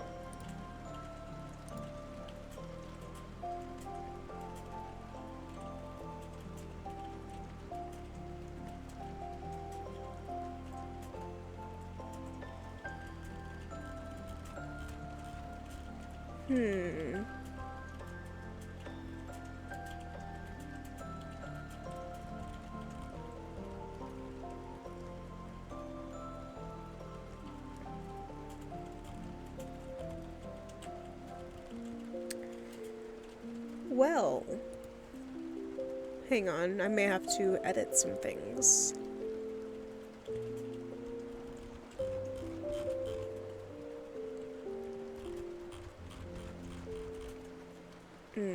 That did not help me any at all.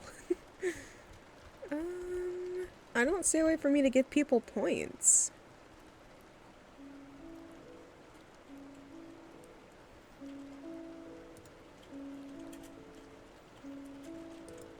Yeah, nobody has points. You guys should be definitely getting points for watching, though.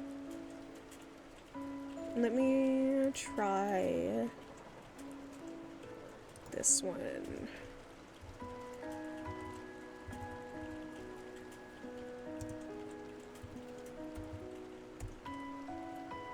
Yeah, that also didn't work. Why does nobody have points? Everybody should have points.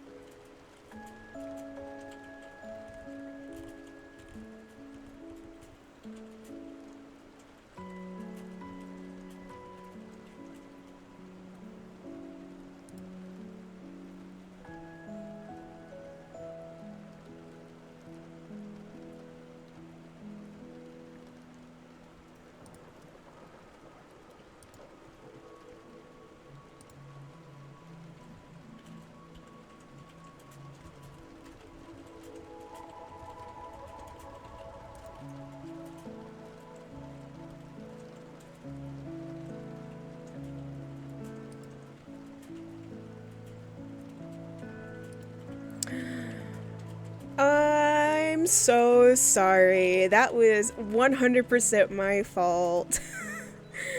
No. Okay, hang on.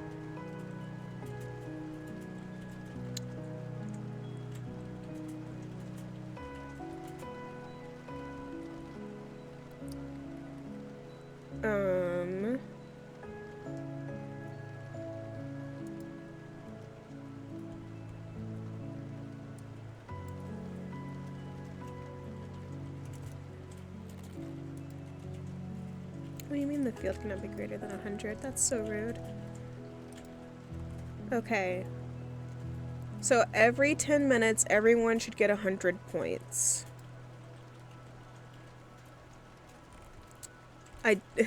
I did not have that enabled. I am so sorry. That was my bad. Nabokov, thank you for trashing your crystals. Honestly, I would too. I would not support me after this. But yeah, everything should be fixed. I am so sorry about that.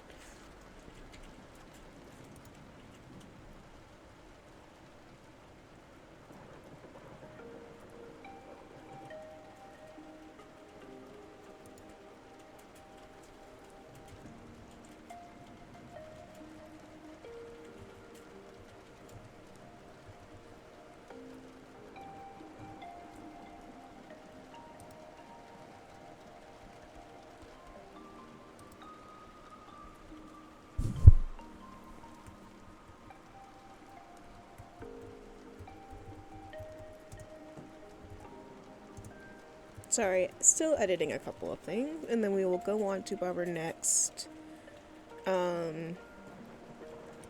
story.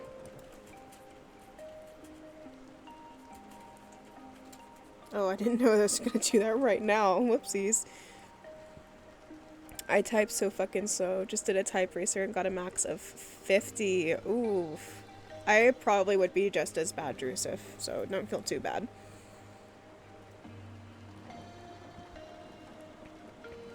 Okay, so I did start a sub goal, but I did not mean for it just to be for the stream. Sorry, I'm still messing around with things. Sub goal, no pressure to sub. It's just greatly appreciated. It goes to getting me better equipment and also paying for my medical care, as I am about to be without health insurance, and that's gonna really suck. Because I have a chronic illness that requires expensive medications and expensive doctor's visits. But like I said, no pressure. It's just appreciated. I will definitely continue streaming regardless. It trashed my crystals, but also didn't. Why is everything broken? Ugh, why is everything broken? I am sorry. That's just more crystals you get to keep, I guess. Hydrate? Thank you! I do have soda, but I will do water, because I do need water. Thank you very much. And on to the next story. This one is called Faithful John. There was once upon a time an old king who was ill, and thought to himself, I am lying on what must be my deathbed. Then said he, Tell Faithful John to come to me. Faithful John was his favorite servant, and was so called because he had for his whole life long been so true to him. Therefore, when he came beside the bed, the king said to him, Most faithful John, I feel my end approaching, and have no anxiety except about my son. He is still of tender age, and cannot always know how to guide himself. If you do not promise me to teach him everything that he ought to know, and to be his foster father, I cannot close my eyes in peace. Then answered Faithful John, I will not forsake him, and will serve him with fidelity, even if it should cost me my life. At this the old king said, Now I die in comfort and peace. Then he added, After my death, you shall show him the whole castle, and all the chambers, halls, and vaults, and all the treasures which lie therein. But the last chamber, in the long gallery, in which is the picture of the princess of the golden dwelling, you shall not show. If he sees that picture, he will fall violently in love with her, and will drop down into a swoon, and go through great danger for her sake. Therefore you must preserve him from that. And when Faithful John had once more given his promise to the old king about this, the king said no more, but laid his head on his pillow, and died.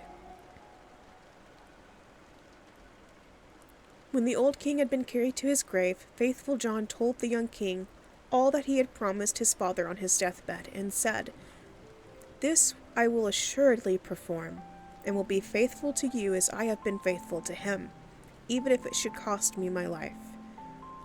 When the mourning was over, Faithful John said to him, It is now time that you should see your inheritance. I will show you your father's palace. Then he took him about everywhere, up and down, and let him see all the riches and the magnificent apartments. Only there was one room which he did not open, that in which hung the dangerous picture. The picture was, however, so placed that when the door was opened, you looked straight on it, and it was so admirably painted that it seemed to breathe and live, and there was nothing more charming or more beautiful in the whole world. The young king, however, plainly remarked that Faithful John always walked past this one door, and said, Why do you never open this one for me?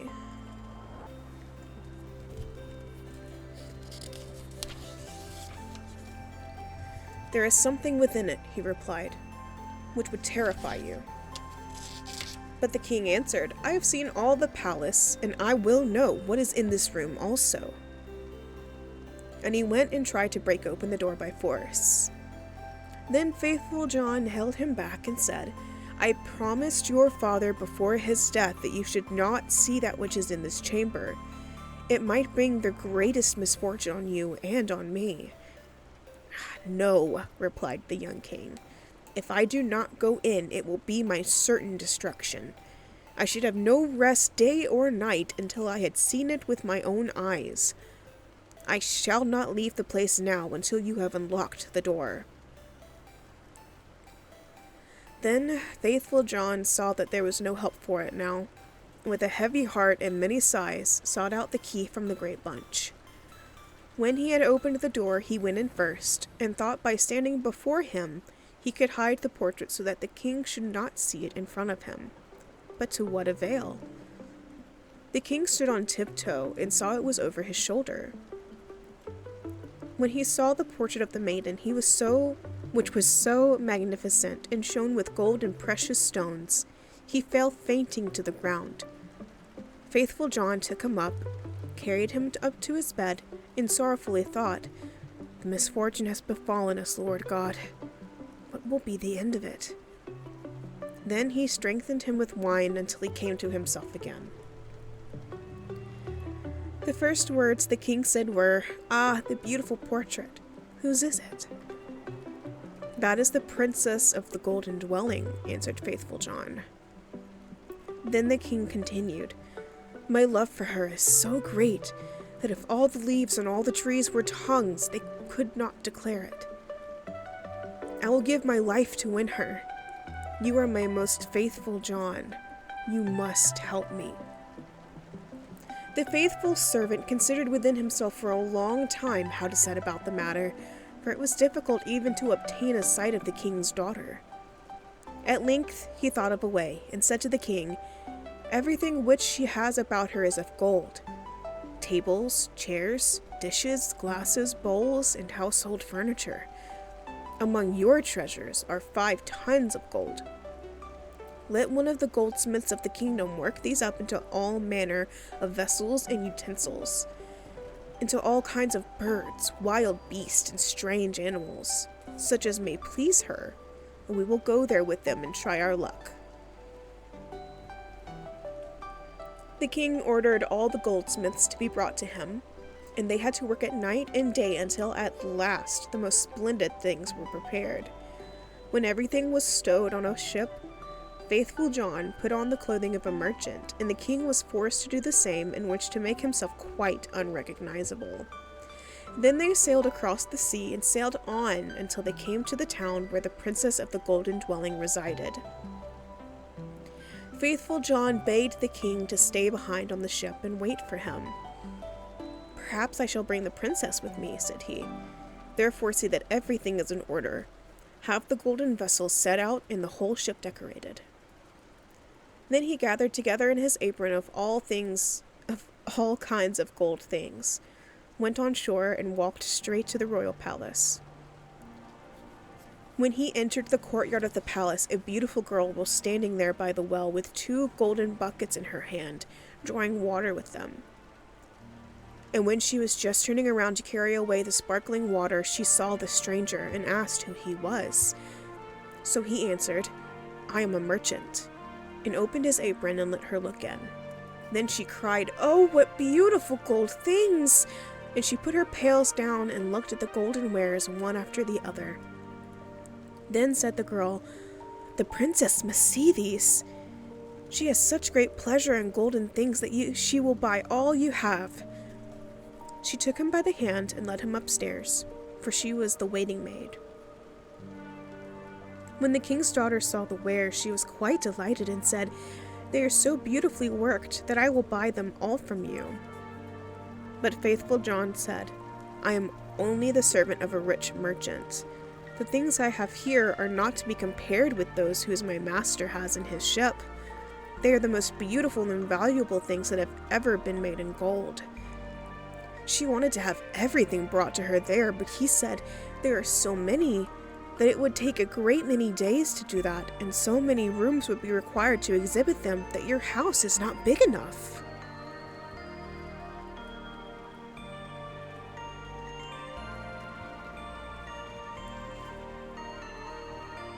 Then her curiosity and longing were still more excited, until at last she said, "Take me to the ship. I will go there myself and behold the treasures of your master." On this faithful John was quite delighted, and led her to the ship, and when the king saw her, he perceived that her beauty was even greater than the picture had represented it to be, and thought no other than that his heart would burst. Then she got into the ship, and the king led her within. Faithful John, however, remained behind with the pilot and ordered the ship to be pushed off, saying, "Set all sails, till it fly like a bird in air." Inside, however, the king showed her the golden vessels, every one of them, and the wild beasts and strange animals. Many hours went by while she was seeing everything, and in her delight she did not observe that the ship was sailing away. And after she had looked at the last piece, she thanked the merchant and wanted to go home. But when she came to the side of the ship, she saw it was on the deep sea far from land, and hurrying onwards with all sails set.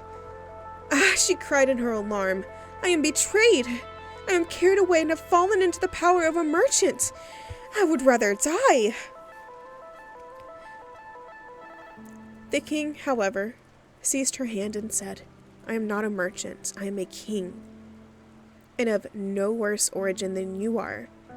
And if I have carried you away with subtlety, that has come to pass because of my exceeding great love for you. The first time that I looked at your portrait, I fell fainting to the ground." When the princess of the golden dwelling heard that, she was comforted, and her heart was inclined unto him, so that she willingly consented to be his wife. It so happened, however, while they were sailing onwards over the deep sea, that faithful John, who was sitting at the fore part of the vessel, making music, saw 3 ravens in the air, which came flying towards them.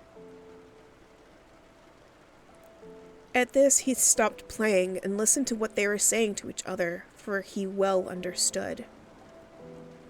One cried, "Oh, there he is, carrying home the princess of the golden dwelling."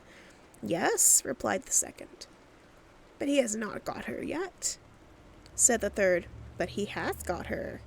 She is sitting beside him in the ship." Then the first began again and cried, "What good will that do him? When they reach land, a chestnut horse will leap forward to meet him, and the prince will want to mount it. But if he does that, it will run away with him, and run up into the air with him, and he will never see his maiden again." Said the second, "But is there no escape?" "Oh yes, if anyone gets on it swiftly and takes out the pistol which must be in its holster and shoots the horse dead with it, the young king is saved. But who knows that? And whoever does know it and tells it to him will be turned to stone from the toe to the knee." Then said the second, "I know more than that. Even if the horse is killed, the young king will still not keep his bride. When they go into the castle together, a wrought bridal garment will be lying there in a dish, and looking as if it were woven of gold and silver. It is, however, nothing but sulphur and pitch, and if he puts it on, it will burn him to the very bone and marrow." Said the third, "If there is no escape at all?" "Oh yes," replied the second. "If anyone with gloves on seizes the garment and throws it into the fire and burns it, the young king will be saved. But what's the good in that? Whoever knows it and tells it to him, half his body will become stone from the knee to the heart." Then said the third, "I know still more. Even if the bridal garment be burnt, the young king will still not have his bride. After the wedding, when the dancing begins, the young queen is dancing, she will suddenly turn pale and fall down as if dead. And if someone does not lift her up and suck 3 drops of blood from her right breast and spit them out again, she will die. But if anyone who knows that were to declare it, he would become stone from the crown of his head to the sole of his feet." When the ravens had spoken of this together, they flew onwards, and faithful John had well understood everything. But from that time forth he became quiet and sad, for if he concealed what he had heard, his master would suffer. and if he revealed it to him, he must sacrifice his life. At length, however, he said to himself, "I will save my master, even if it brings destruction to myself." When therefore they came to shore, all happened as had been foretold by the ravens, and a magnificent chestnut horse sprang forward. "Good," said the king, "he shall carry me to my palace," and was about to mount it, when faithful John got before him, jumped quickly on it, drew the pistol out of the holster, and shot the horse. Then the other attendants of the king, who were all not very fond of faithful John, cried, "How shameful to kill the beautiful animal that was to have carried the king to his palace!" But the king said, "Hold your peace and leave him alone. He is my most faithful John. Who knows what good may have come of his actions?" They went into the palace, and into the hall there stood a dish, and inside lay the bridal garment, looking no otherwise than as if it were made of gold and silver. The young king went towards it and was about to take hold of it, but faithful John pushed him away, seized it with gloves on, carried it quickly to the fire, and burned it. The other attendants again began to mutter and said, "Behold, now he is even burning the king's bridal garment." But the young king said, "Who knows what good he may have done? Leave him alone. He is my most faithful John." And now the wedding was solemnized. The dance began, and the bride also took part of it. Then faithful John was watchful and looked into her face, and suddenly she turned pale and fell to the ground, as if she were dead. At this he ran hastily to her, lifted her up, and bore her into a chamber. Then he laid her down and knelt and sucked the 3 drops of blood from her right breast and spat them out. Immediately she breathed again and recovered herself. But the young king had seen this, and being ignorant why faithful John had done it, was angry and cried, "Throw him in the dungeon." Next morning faithful John was condemned and led to the gallows.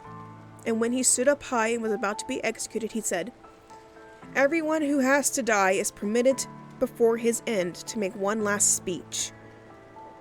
May I too claim the right?" "Yes," answered the king, "it shall be granted." Then said faithful John, "I am unjustly condemned and have always been true to you." And he related how he had hearkened to the conversation of the ravens when at sea, and how he had been obliged to do all these things in order to save his master. Then cried the king, "O most faithful John, pardon, bring him down." But as faithful John spoke the last word, he had fallen down lifeless and become a stone. At this the king and queen suffered great anguish, and the king said, "Ah, how ill I have requited great fidelity," and considered the stone figure to be taken up and placed in his bedroom beside his bed. And as often as he looked at it and wept, and said, "Ah, if I could bring you back to life again, my most faithful John." Some time passed, and the queen bore twins, 2 sons who grew fast, and were her delight.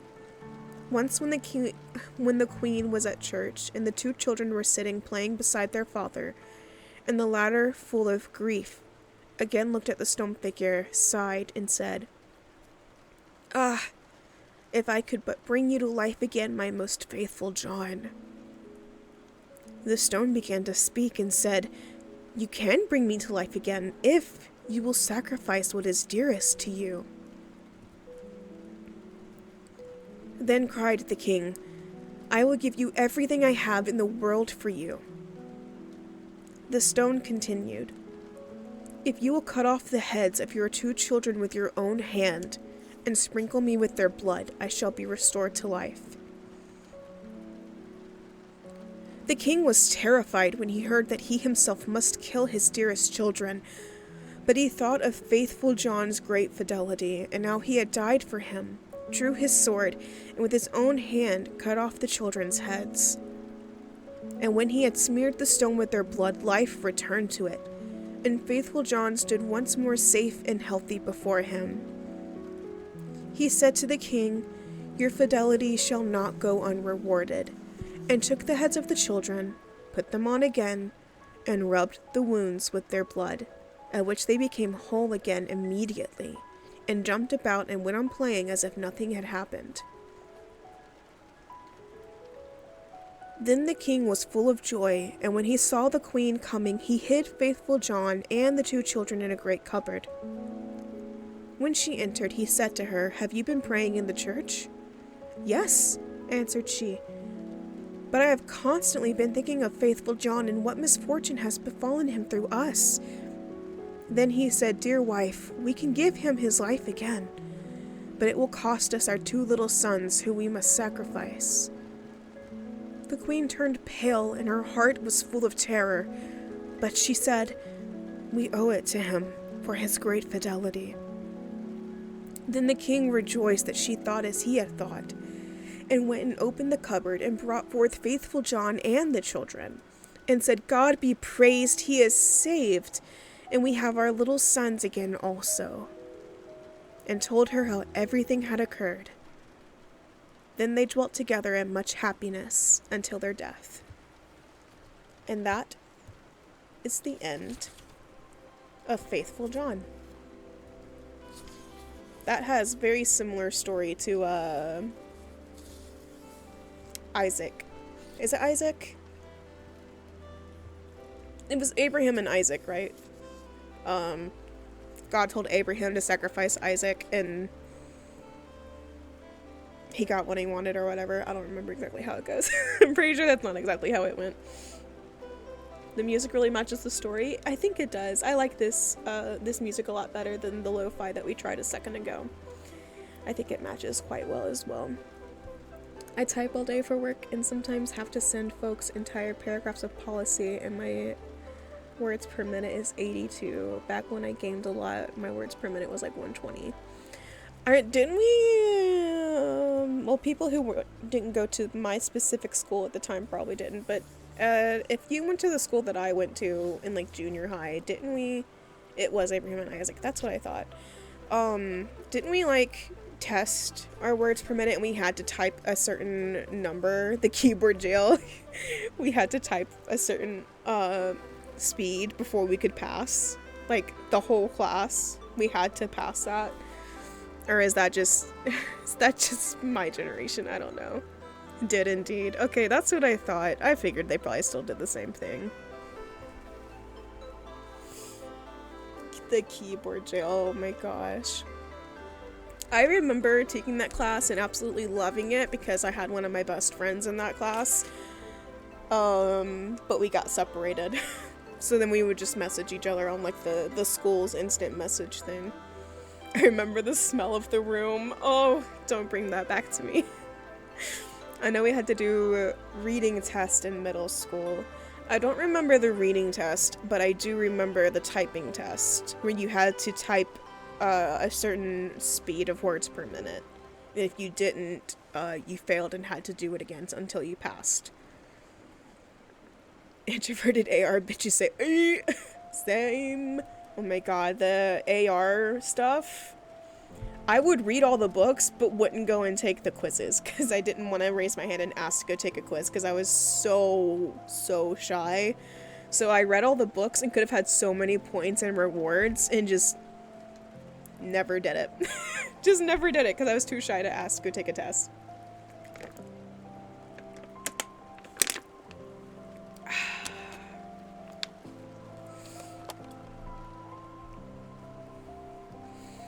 I'm gonna change the skull right here, because 15 is way too much.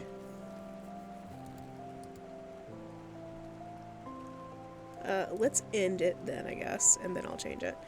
Me and Ben Sailors got in trouble for reading so much. Same. Thriving on the gifted child high. Same.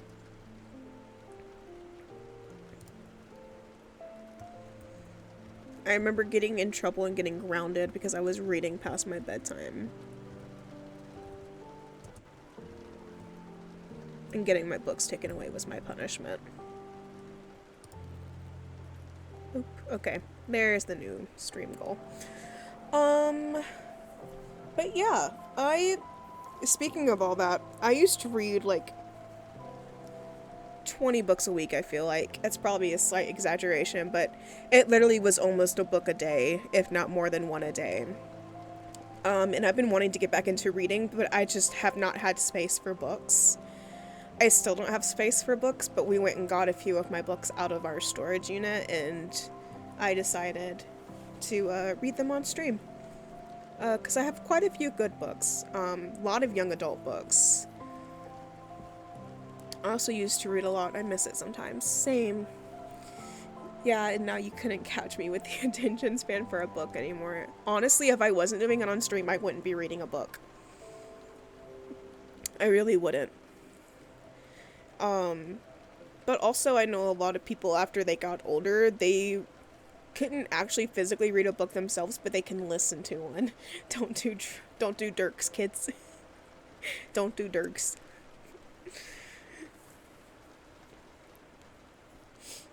But yeah, I find a lot of people find it easier to like listen to a book than to actually read one.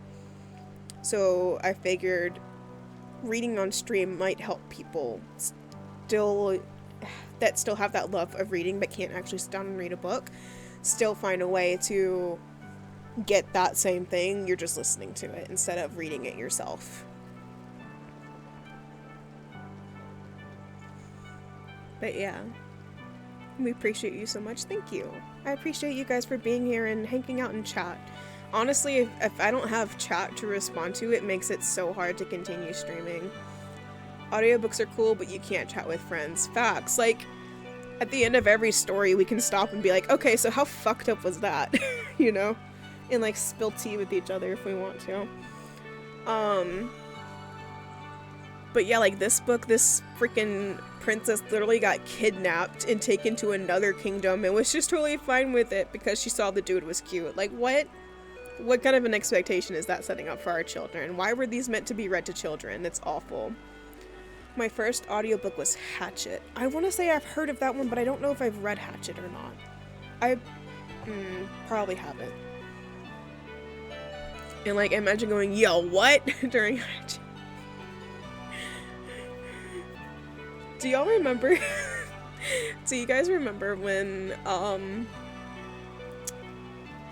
my god, 50 Shades of Grey series was out and all the movies were getting popular, and people were listening to the audiobooks in public and having interactions because of the audiobook. The kid is on a plane and the pilot has a heart attack and he's stranded in the woods. Oh, that sounds interesting. That sounds really cool.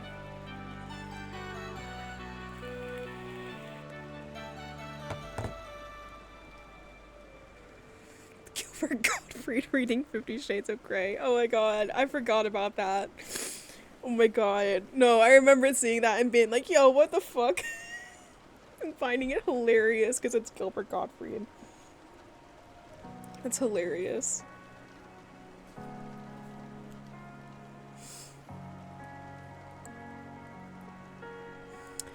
Y'all, we have been through eight stories tonight. I think we will go to the 10th story. Hang on, because these are pretty short. I found out Willem Dafoe is Gil in Finding Nemo. I saw that meme where everybody was like, yo, he's the hot fish. I was like, hold on, who thought he was hot? He's a fish.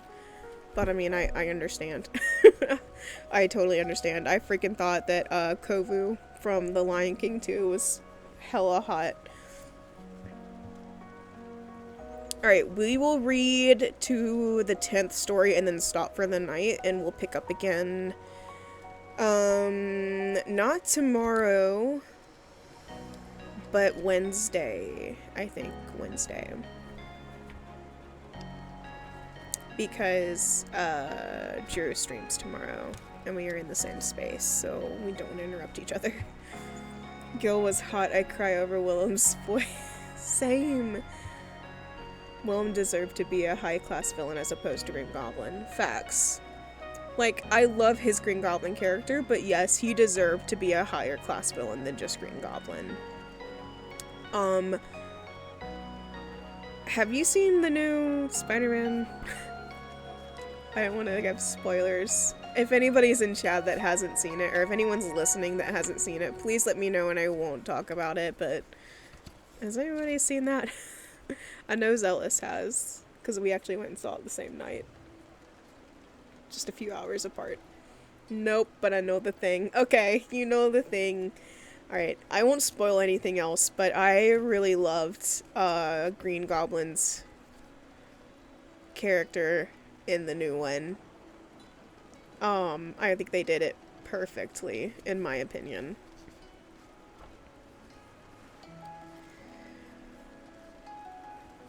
I'm something of a scientist myself. Oh my god, when he said that, I fucking died. I literally screamed there in the theater.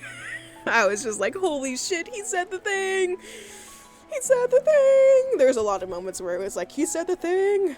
He said it!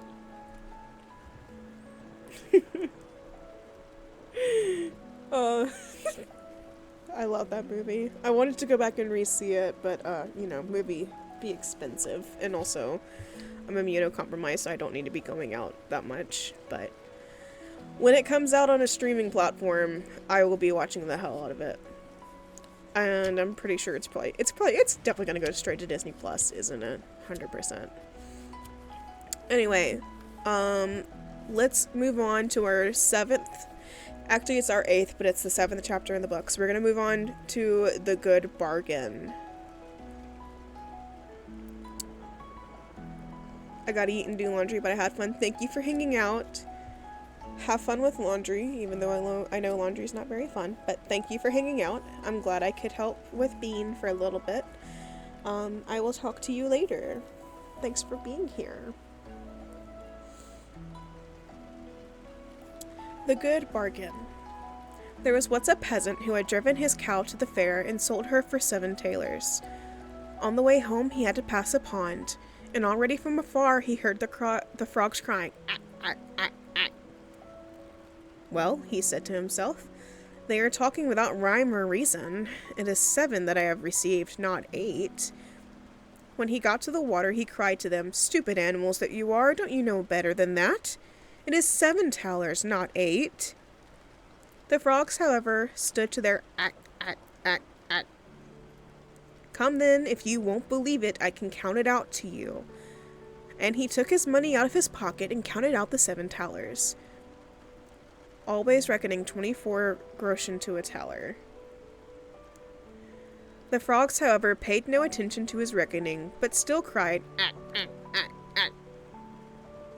"What?" cried the peasant, quite angry. "Since you are determined to know better than I, count it yourselves," and threw all the money into the water to them.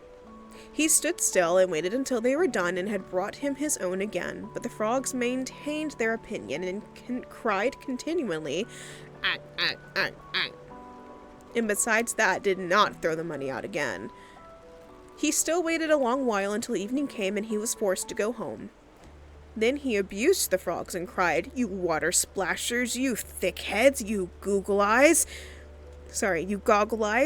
You have great mouths and can screech till you hurt one's ears, but you cannot count 7 thalers. Do you think I'm going to stand here till you get done?"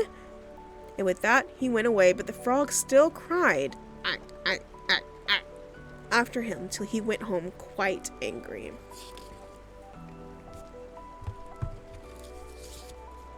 After a while, he bought another cow, which he killed, and he made the calculation that if he sold the meat well, he might gain as much as the 2 cows were worth, and still have the hide in the bargain. When he got to the town with the meat, a great troop of dogs were gathered together in front of the gate, with a large greyhound at the head of them, which jumped up at the meat, snuffed at it, and barked, "Wow, wow, wow." As there was no stopping him, the peasant said to him, "Yes, yes, I know of the meat. Sorry. Yes, yes, I know quite well what you were saying. Wow, wow, wow. Because you want some of the meat, but I should fare badly if I were to give it to you. The dog, however, answered nothing but wow, wow, wow. Will you promise not to devour it all then, and will you vouch for your companions? Wow, wow, wow, said the dog.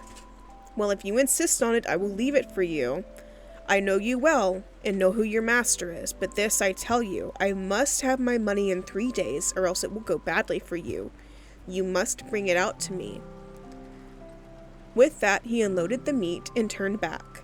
The dogs fell upon it and loudly barked, wow, wow. The countryman, who had heard from afar, said to himself, now they all want some, but the big one is responsible to me for it. When 3 days had passed, the countryman thought, tonight my money will be in my pocket, and was quite delighted.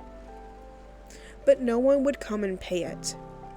There is no trusting anyone anyhow, he said, and at last he lost patience and went into the town to the butcher and demanded his money. The butcher thought it was a joke, but the peasant said, jesting apart, I will have my money. Did not the great dog bring you the meat of the slaughtered cow 3 days ago? Then the butcher grew angry, snatched a broomstick, and drove him out. Wait a while, said the peasant, there is still some justice in the world, and went to the royal palace and begged for an audience. He was led before the king, who sat there with his daughter, and asked him for what injury he had suffered. Alas, said he, the frogs and the dogs have taken from me what is mine, and the butcher has paid me for it with a stick. And he related at full length all that had happened. As this, the king's daughter began to laugh heartily, and the king said to him, I cannot give you justice for this, but you shall have my daughter to wed for it. In her whole life she has never yet laughed as she has just done at you, and I promised her to the man who could make her laugh. You may thank God for your good fortune. Oh, answered the peasant, I will not have her. I have a wife already, and she is one too many for me. When I go home, it is just as bad if I had a wife standing in every corner. Then the king grew angry and said, You are a boor. Ah, Lord King, said the peasant, what can you expect from a pig but pork? Stop, answered the king. You shall have another reward. Be off now, but come back in 3 days, and then you shall have 500 counted out in full. When the peasant went out by the gate, the sentry said, You have made the king's daughter laugh, so you will certainly receive something good. Yes, that is what I think, answered the peasant. 500 are to be counted out to me. Listen, said the soldier, give me some of it. What can you do with all that money? Because it is you, said the peasant, you shall have 200. Present yourself in 3 days' time before the king, and let it be paid to you. A Jew, who was standing by and had heard the conversation, ran after the peasant, held him by the coat, and said, Oh wonder, what a lucky man you are. I will change it for you. I will change it for you into small coins. What would you do with great talers? Jew, said the countryman, 300 you can have. Give it to me at once in coin. In 3 days from this, you will be paid for it by the king. The Jew was delighted with the profit and brought the sum in bad groschen, 3 of which were worth 2 good ones. After 3 days had passed, according to the king's command, the peasant went before the king. Pull his coat off, said the latter, and he shall have his 500. Ah, said the peasant, they no longer belong to me. I presented 200 of them to the centennial, and 300 the Jew has changed for me, so by right nothing at all belongs to me. In the meantime, the soldier and the Jew entered and demanded what they were owed by the peasant, and this conduct angered the king. They received the blows strictly counted out. The soldier bore it patiently and knew already how it felt, but the Jew said sorrowfully, Alas, alas, are these hard talers? The king could not help laughing at the peasant, and once all his anger was gone, he said, As you have already lost your reward before it came to you, I shall give you something in the place of it. Go into my treasure chamber and get some money for yourself, as much as you will. The peasant did not need to be told twice, and stuffed into his big pockets whatever would go in. Afterwards, he went to an inn and counted out his money. The Jew had crept after him and heard how he muttered to himself, That rogue of a king has cheated me after all. Why would he not have given me the money himself, and then I should have known what I had? How can I tell now if what I have had the luck to put in my pockets is right or not? Good heavens, he said to himself. That man is speaking disrespectfully of our lord the king. I will run and inform, and then I shall get a reward, and he will be punished as well. When the king heard the peasant's words, he fell into a passion and commanded that he go out and bring the offender to him. He ran to the peasant. You are to go at once to the Lord King in the very clothes you have on. I know what's right better than that, answered the peasant. I shall have a new coat made first. Do you think that a man with so much money in his pockets is to go there in his ragged old coat? The man, as he saw that the peasant would not stir without another coat, and as he feared that if the king's anger cooled, he himself would lose his reward, and the peasant his punishment. I will out of pure friendship lend you a coat for a short time. What will people not do for love? The peasant was contented with this, put his coat on, and went off with him. The king approached the countryman because of the evil speaking of which the man had informed him. Ah, said the peasant. What he says is always false. No true word ever comes out of his mouth. That rascal there is capable of maintaining that I have his coat on. What is that? He shrieked. Is the coat not mine? Have I not lent it to you out of pure friendship in order that you might appear before the Lord King? When the king heard that, he said, He has assuredly deceived one of us or the other, either myself or the peasant. And again he ordered something to be counted out to him in hard thalers. The peasant, however, went home in the good coat, and with the good money in his pocket, and said to himself, This time I have hit it. I didn't quite understand that one. That's the end of the good bargain. I do not understand that one, and I probably will never read it again because it said something bad about Jewish people and I cut it out. So, that sucks. Hate that one. Everyone okay in chat?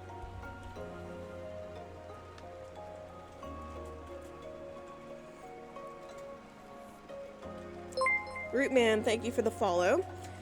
Brango, yeah, I didn't quite understand what that one was supposed to be teaching other than to be hateful towards Jewish people, and that's the part that I cut out. So, that just goes to show, no entiendo la libra, yeah.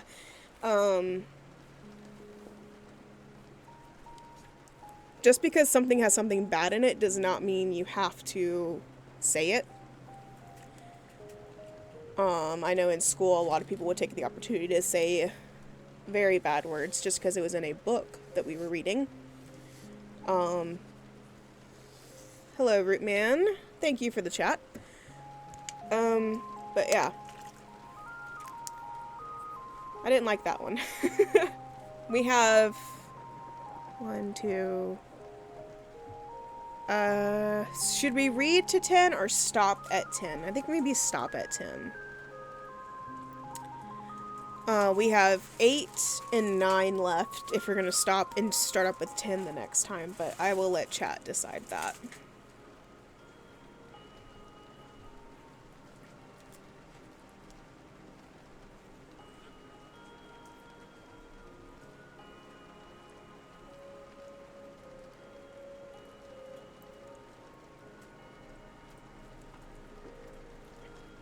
And while you decide, I will be sipping water, because my throat be hella dry.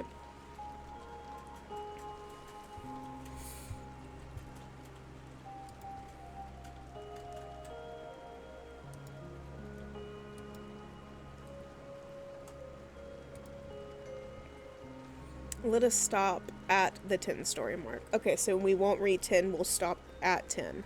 Cool. Alright, this is number 8 in the book, but it's our 9th story for the night.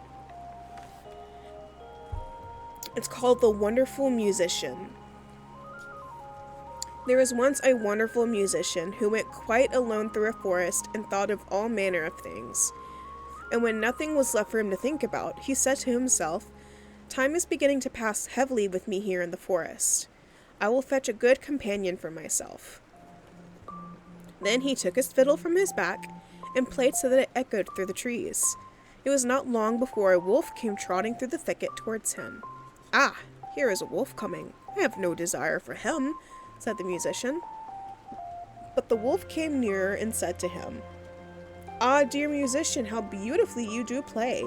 I should like to learn that too." "It is soon learned," the musician replied. "Only you have to do all that I bid you." "O musician," said the wolf, "I will obey you as a scholar obeys his master." The musician had him follow, and when they had gone part of the way together, they came to an old oak tree which was hollow inside and cleft in the middle. "Look," said the musician, "if you will learn to fiddle, put your forepaws in this crevice." The wolf obeyed, but the musician quickly picked up a stone and with one blow wedged his two paws so fast that he was forced to stay there like a prisoner. "Stay there until I come back," said the musician, and went his way. After a while he again said to himself, "Time is beginning to pass heavily with me here in the forest. I will fetch another companion," and took his fiddle and again played in the forest. It was not long before a fox came creeping through the trees towards him. "Ah, there is a fox coming," said the musician. "I have no desire for him." The fox came up and said, "Oh, dear musician, how beautifully you do play. I should like to learn that too." "That is soon learned," said the musician. "You only have to do everything I bid you."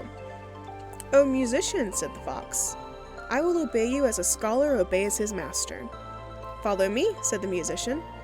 And when they had walked part of the way, they came to a footpath with high bushes on both sides of it. There the musician stood still, and from one side bent a young hazel bush down to the ground and put his foot on the top of it. Then he bent down with a young tree on the other side and said, "Now, little fox, if you will learn something, give me your left front paw." The fox obeyed, and the musician fastened his paw to the left bough. "Little fox," said he, "now reach me your right paw," and he tied it to the right bough. When he had examined whether they were firm enough, he let go, and the bushes sprang up again and jerked up the little fox so that it hung struggling in the air. "Wait there till I come back," said the musician, and went his way. Again he said to himself, "Time is beginning to pass heavily with me here in the forest. I will fetch another companion." So he took his fiddle, and the sound echoed through the forest. Then a little hare came springing towards him. "Why, a hare is coming," said the musician. "I do not want him." "Ah, dear musician," said the hare, "how beautifully you do fiddle. I too should like to learn that." "That is soon learned," said the musician. "You only have to do everything that I bid you." "Oh, musician," replied the little hare, "I will obey you as a scholar obeys his master." They went a part of the way together until they came to an open space in the forest where stood an aspen tree. The musician tied a long string round the little hare's neck, the other end of which he fastened to the tree. "Now briskly, little hare, run 20 times round the tree," cried the musician, and the little hare obeyed. And when it had run round 20 times, it had twisted the string 20 times round the trunk of the tree, and the little hare was caught. And let it pull and tug as it liked, it only made the string cut into its tender neck. "Wait there till I come back," said the musician, and went onwards. The wolf, in the meantime, had pushed and pulled and bitten at the stone, and had worked so long that he had set free his feet and had drawn them once more out of the cleft. Full of anger and rage, he hurried after the musician and wanted to tear him to pieces. When the fox saw him running, he began to lament and cried with all his might, "Brother wolf, come to my help! The musician has betrayed me!" The wolf drew down to the little tree, bit the cord in two, and freed the fox, who went with him to take revenge on the musician. They found the tied-up hare, whom they likewise released, and then they all sought the enemy together. The musician had once more played with his fiddle as he went on his way, and this time he had been more fortunate. The sound reached the ears of a poor woodcutter, who, instantly, without a thought, gave up his work and came up with his hatchet under his arm to listen to the music. "At last comes the right companion," said the musician. for I was seeking a human being and no wild beast." And he began and played so beautifully and delightfully that the poor man stood there as if bewitched, and his heart leaped with gladness. And as he thus stood, the wolf, the fox, and the hare came up, and he saw well that they had some evil design. So he raised his glittering axe and placed himself before the musician, as if to say, "Whoever wishes to touch him, let him beware, for he will have to deal with me." Then the beasts, who were terrified and ran back into the forest. The musician, however, played once more to the man out of gratitude, and then went onwards. And thus ends the story of the wonderful musician. Now this is the good soup. This is the good soup. We're about to read the story of the 12 brothers. I'm going to take a little, we're going to run a really quick ad break, and then we will read our last story for the night. Subby wubbies, how we doing?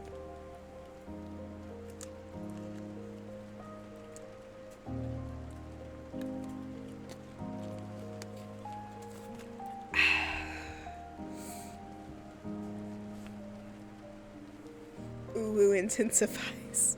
It's because I said subby wubbies, isn't it? I shouldn't have said that. Now all the oohs are going to come out of the woodwork. Oh no.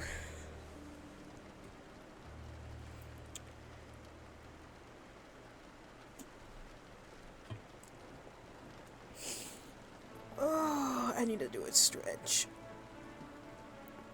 Oh, we gotta change our music too. There we go. All good. I agree. I do think that this also is better music that fits for it. I tried lo-fi and it just did not feel the same. So I'm much happier with this.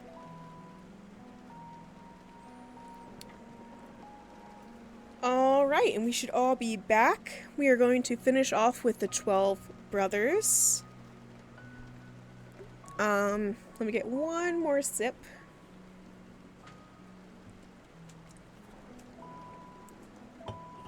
Alright, we're going to finish off with the 12 brothers, and we will be back again on Wednesday to read more of these stories. I'd like to go through the whole book. That would be cool. I may do fewer stories on Wednesday, so I can also play a game. Not sure what game yet. We'll be playing a game. Alright. The 12 Brothers. There were once upon a time a king and a queen who lived happily together and had 12 children, but they were all boys. Then said the king to his wife, "If the 13th child which you are about to bring into the world is a girl, the 12 boys shall die, in order that her possessions may be great, and that the kingdom may fall to her alone." He caused likewise 12 coffins to be made, which were already filled with shavings, and in each lay the little pillow for the dead. And he had them taken into a locked-up room, and then he gave the queen the key of it, and bade her not to speak of this to anyone. The mother, however, now sat and lamented all day long, until the youngest son, who was always with her and whom she had named Benjamin from the Bible, said to her, "Dear mother, why are you so sad?" "Dearest child," she answered, "I may not tell you." But he let her have no rest until she went and unlocked the room and showed him the 12 coffins ready filled with shavings. Then she said, "My dearest Benjamin, your father has had these coffins made for you and for your 11 brothers. For if I bring a little girl into the world, you are all to be killed and buried in them." And as she wept while she was saying this, the son comforted her and said, "Weep not, dear mother, we will save ourselves and go away." But she said, "Go forth into the forest with your 11 brothers, and let one sit constantly on the highest tree which can be found and keep watch, looking towards the tower here in the castle. If I give birth to a little son, I will put up a white flag, and then you may venture to come back. But if I bear a daughter, I will hoist a red flag, and then fly away as quickly as you can. And may the good God protect you." Every night I will rise up and pray for you. In winter that you may be able to warm yourself at a fire, and in summer that you may not faint away in the heat." After she had blessed her sons, they went forth into the forest. They each kept watch in turn, and sat on the highest oak and looked towards the tower. When 11 days had passed, and the turn came to Benjamin, he saw that a flag was raised. It was, however, not the white, but the blood-red flag, which announced they were all to die. When the brothers heard that, they were very angry, and said, "Are we all to suffer death for the sake of a girl? We swear that we will avenge ourselves. Wherever we find a girl, her red blood shall flow." Thereupon they went deeper into the forest, and in the midst of it, where it was the darkest, they found a little bewitched hut, which was standing empty. Then they said, "Here we will dwell, and you, Benjamin, who are the youngest and weakest, you shall stay at home and keep house. We others will go out and get food." They then went into the forest and shot hares, wild deer, birds, and pigeons, and whatever there was to eat. This they took to Benjamin, who had to dress it for them in order that they might appease their hunger. They lived together 10 years in the little hut, and the time did not appear long to them. The little daughter which their mother the queen had given birth to was now grown up. She was good of heart and fair of face, and had a golden star on her forehead. Once, when a big washing had been done, she saw 12 men's shirts among the things, and asked her mother, "To whom do these 12 shirts belong, for they are far too small for father?" Then the queen answered with a heavy heart, "Dear child, these belong to your 12 brothers." Said the maiden, "Where are my 12 brothers? I have never yet heard of them." She replied, "God knows where they are. They are wandering about the world." Then she took the maiden and opened the chamber for her, and showed her the 12 coffins with the shavings and pillows for their head. "These coffins," said she, "were destined for your brothers, but they went away secretly before you were born." And she related to her how everything had happened. Then said the maiden, "Dear mother, weep not. I will go and seek my brothers." She took the 12 shirts and went forth, and straight into the great forest. She walked the whole day, and in the evening she came to the bewitched hut. Then she entered it and found a young boy, who asked, "Where do you come from, and where are you bound?" and was astonished that she was so beautiful, and wore royal garments and had a star on her forehead. And she answered, "I am the king's daughter, and am seeking my 12 brothers, and I will walk as far as the sky is blue until I find them." She likewise showed him the 12 shirts which belonged to them. Then Benjamin saw that she was his sister, and said, "I am Benjamin, your youngest brother." And she began to weep for joy, and Benjamin wept also, and they kissed and embraced each other with the greatest love. But after this he said, "Dear sister, there is still one difficulty. We have agreed that every maiden whom we shall meet shall die, because we have been obliged to leave our kingdom on account of a girl." Then said she, "I will willingly die, if by doing so I can save my 12 brothers." "No," answered he, "you shall not die. Seat yourself beneath this tub until our 11 brothers come, and then I will soon come to an agreement with them." She did so, and when it was night, the others came from hunting, and their dinner was ready. And as they were sitting at table and eating, they asked, "What news is there?" Said Benjamin, "Don't you know anything?" "No," they answered. He continued, "You have been in the forest, and I have stayed at home, and yet I know more than you do." "Tell us then," he cried. He answered, "But promise me that the first maiden who meets us shall not be killed." "Yes," they all cried, "she shall have mercy, only do tell us." Then said he, "Our sister is here."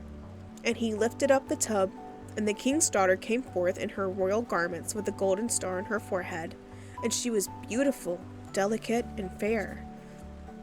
Then they were all rejoiced, and hugged, and kissed, and loved her with all their hearts. now when she stayed at home with Benjamin and helped him with the work. The 11 went into the forest and caught game and deer and birds and wood pigeons that they might have for food, and the little sister and Benjamin took care to make it ready for them. She sought for the wood for cooking and herbs for vegetables, and she put the pans on the fire so that the dinner was already ready when the 11 came home. She likewise kept order in the little house and put beautifully white clean coverings on the little beds, and the brothers were always contented and lived in great harmony with her. Once on a time that the two had prepared a beautiful meal, and when they were all together, they sat down and ate and drank and were full of gladness. There was, however, a little garden belonging to the bewitched house, where there were 12 lily flowers, which are likewise called students. She wished to give her brothers pleasure, and plucked the 12 flowers, and thought she would present each brother with one while at dinner. But at the same moment that she plucked the flowers, the 12 brothers were changed into 12 ravens, and flew away over the forest, and the house and garden vanished likewise. And now the poor maiden was alone in the wild forest, and when she looked around, an old woman was standing near her, who said, "My child, what have you done? Why did you not leave the 12 white flowers growing? They were your brothers, who are now forevermore changed into ravens." The maiden said, weeping, "Is there no way of saving them?" "No," said the woman. "There is but one in the whole world, and that is so hard that you will not succeed at it, for you must be dumb for 7 years, and may not speak or laugh. And if you speak one single word, and only an hour of the 7 years is wanting, all is in vain, and your brothers will be killed by the one word." Then said the maiden in her heart, "I know with certainty that I shall set my brothers free," and went and sought a high tree and sat spinning, and neither spoke nor laughed. Now it so happened that a king was hunting in the forest, who had a great greyhound, which ran to the tree on which the maiden was sitting, and sprang about it, whining and barking at her. When the king came by and saw the beautiful king's daughter with the golden star on her brow, and was so charmed with her beauty that he called to ask if she would be his wife. She made no answer, but nodded a little with her head. So he climbed up the tree himself, carried her down, placed her on his horse, and took her home. Then the wedding was solemnized with great magnificence and rejoicing, but the bride never spoke nor smiled. When they had lived happily together for a few years, the king's mother, who was a wicked woman, began to slander the young woman, and said to the king, "This is a common beggar girl whom you have brought back with you. Who knows what impious tricks she practices secretly? Even if she is dumb and not able to speak, she still might laugh for once. But those who do not laugh have bad consciences." At first the king would not believe, but the old woman urged this so long and accused her of so many evil things that at last the king let himself be persuaded and sentenced her to death. And now a great fire was lighted in the courtyard in which she was to be burnt, and the king stood above at the window and looked on with tearful eyes because he still loved her so much. And when she was bound fast to the stake and the fire was licking at her clothes with its red tongue, the last instant of the 7 years expired. Then a whirring sound was heard in the air, and 12 ravens came flying towards the place, and sank downwards. And when they touched the earth, they were her 12 brothers, whom she had saved. They tore the fire asunder, extinguished the flames, set their dear sister free, and kissed and embraced her. And now, as she dared to open her mouth and speak, she told the king why she had been dumb, and had never laughed. The king rejoiced when he heard that she was innocent, and they all lived in great unity until their death. The wicked stepmother was taken before the judge and put into a barrel filled with boiling oil and venomous snakes, and died an evil death. And thus ends the story of the 12 brothers. And we will start back next time with the pack of ragamuffins.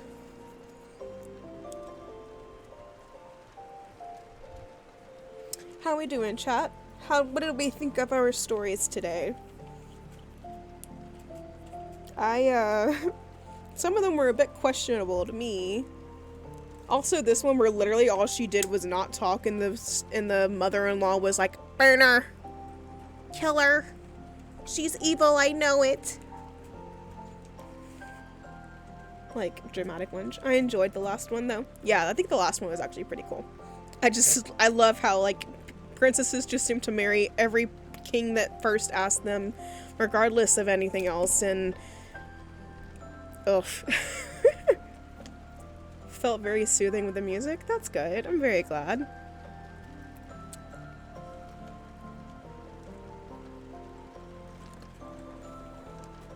I liked how dramatic it was when they were changing back from ravens to brothers. It was like, ravens came in the air, and as soon as they touched the ground, it was her brothers. I was like, oh, can you imagine that, like, animated? That was probably very badass. Everyone was probably impressed.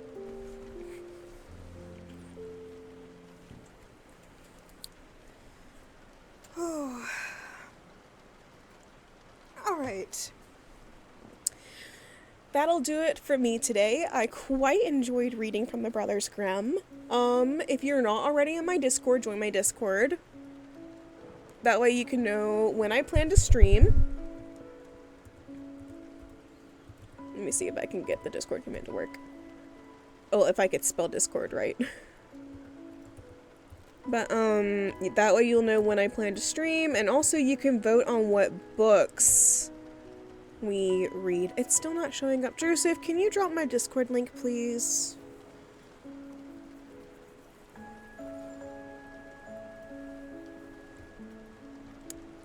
And thank you. But yeah, if you're in my Discord, boom, there it is. If you're in my Discord, you can vote on what books we read, and also know when I'm going live. There's a bunch of lovely people in that Discord. We also talk about witchcraft stuff, but also just general life stuff. Yeah, that'll do it for me today. Thank you guys so much for being a part of it. And I will see you not tomorrow. Well, maybe tomorrow, but not for reading tomorrow. If I do stream tomorrow, it'll be for playing a game, and probably earlier in the day, around 4 o'clock or so. We'll be back to read more of the Brothers Grimm on Wednesday, around 6. But yeah, thank you guys for hanging out. I'll see you later. Bye.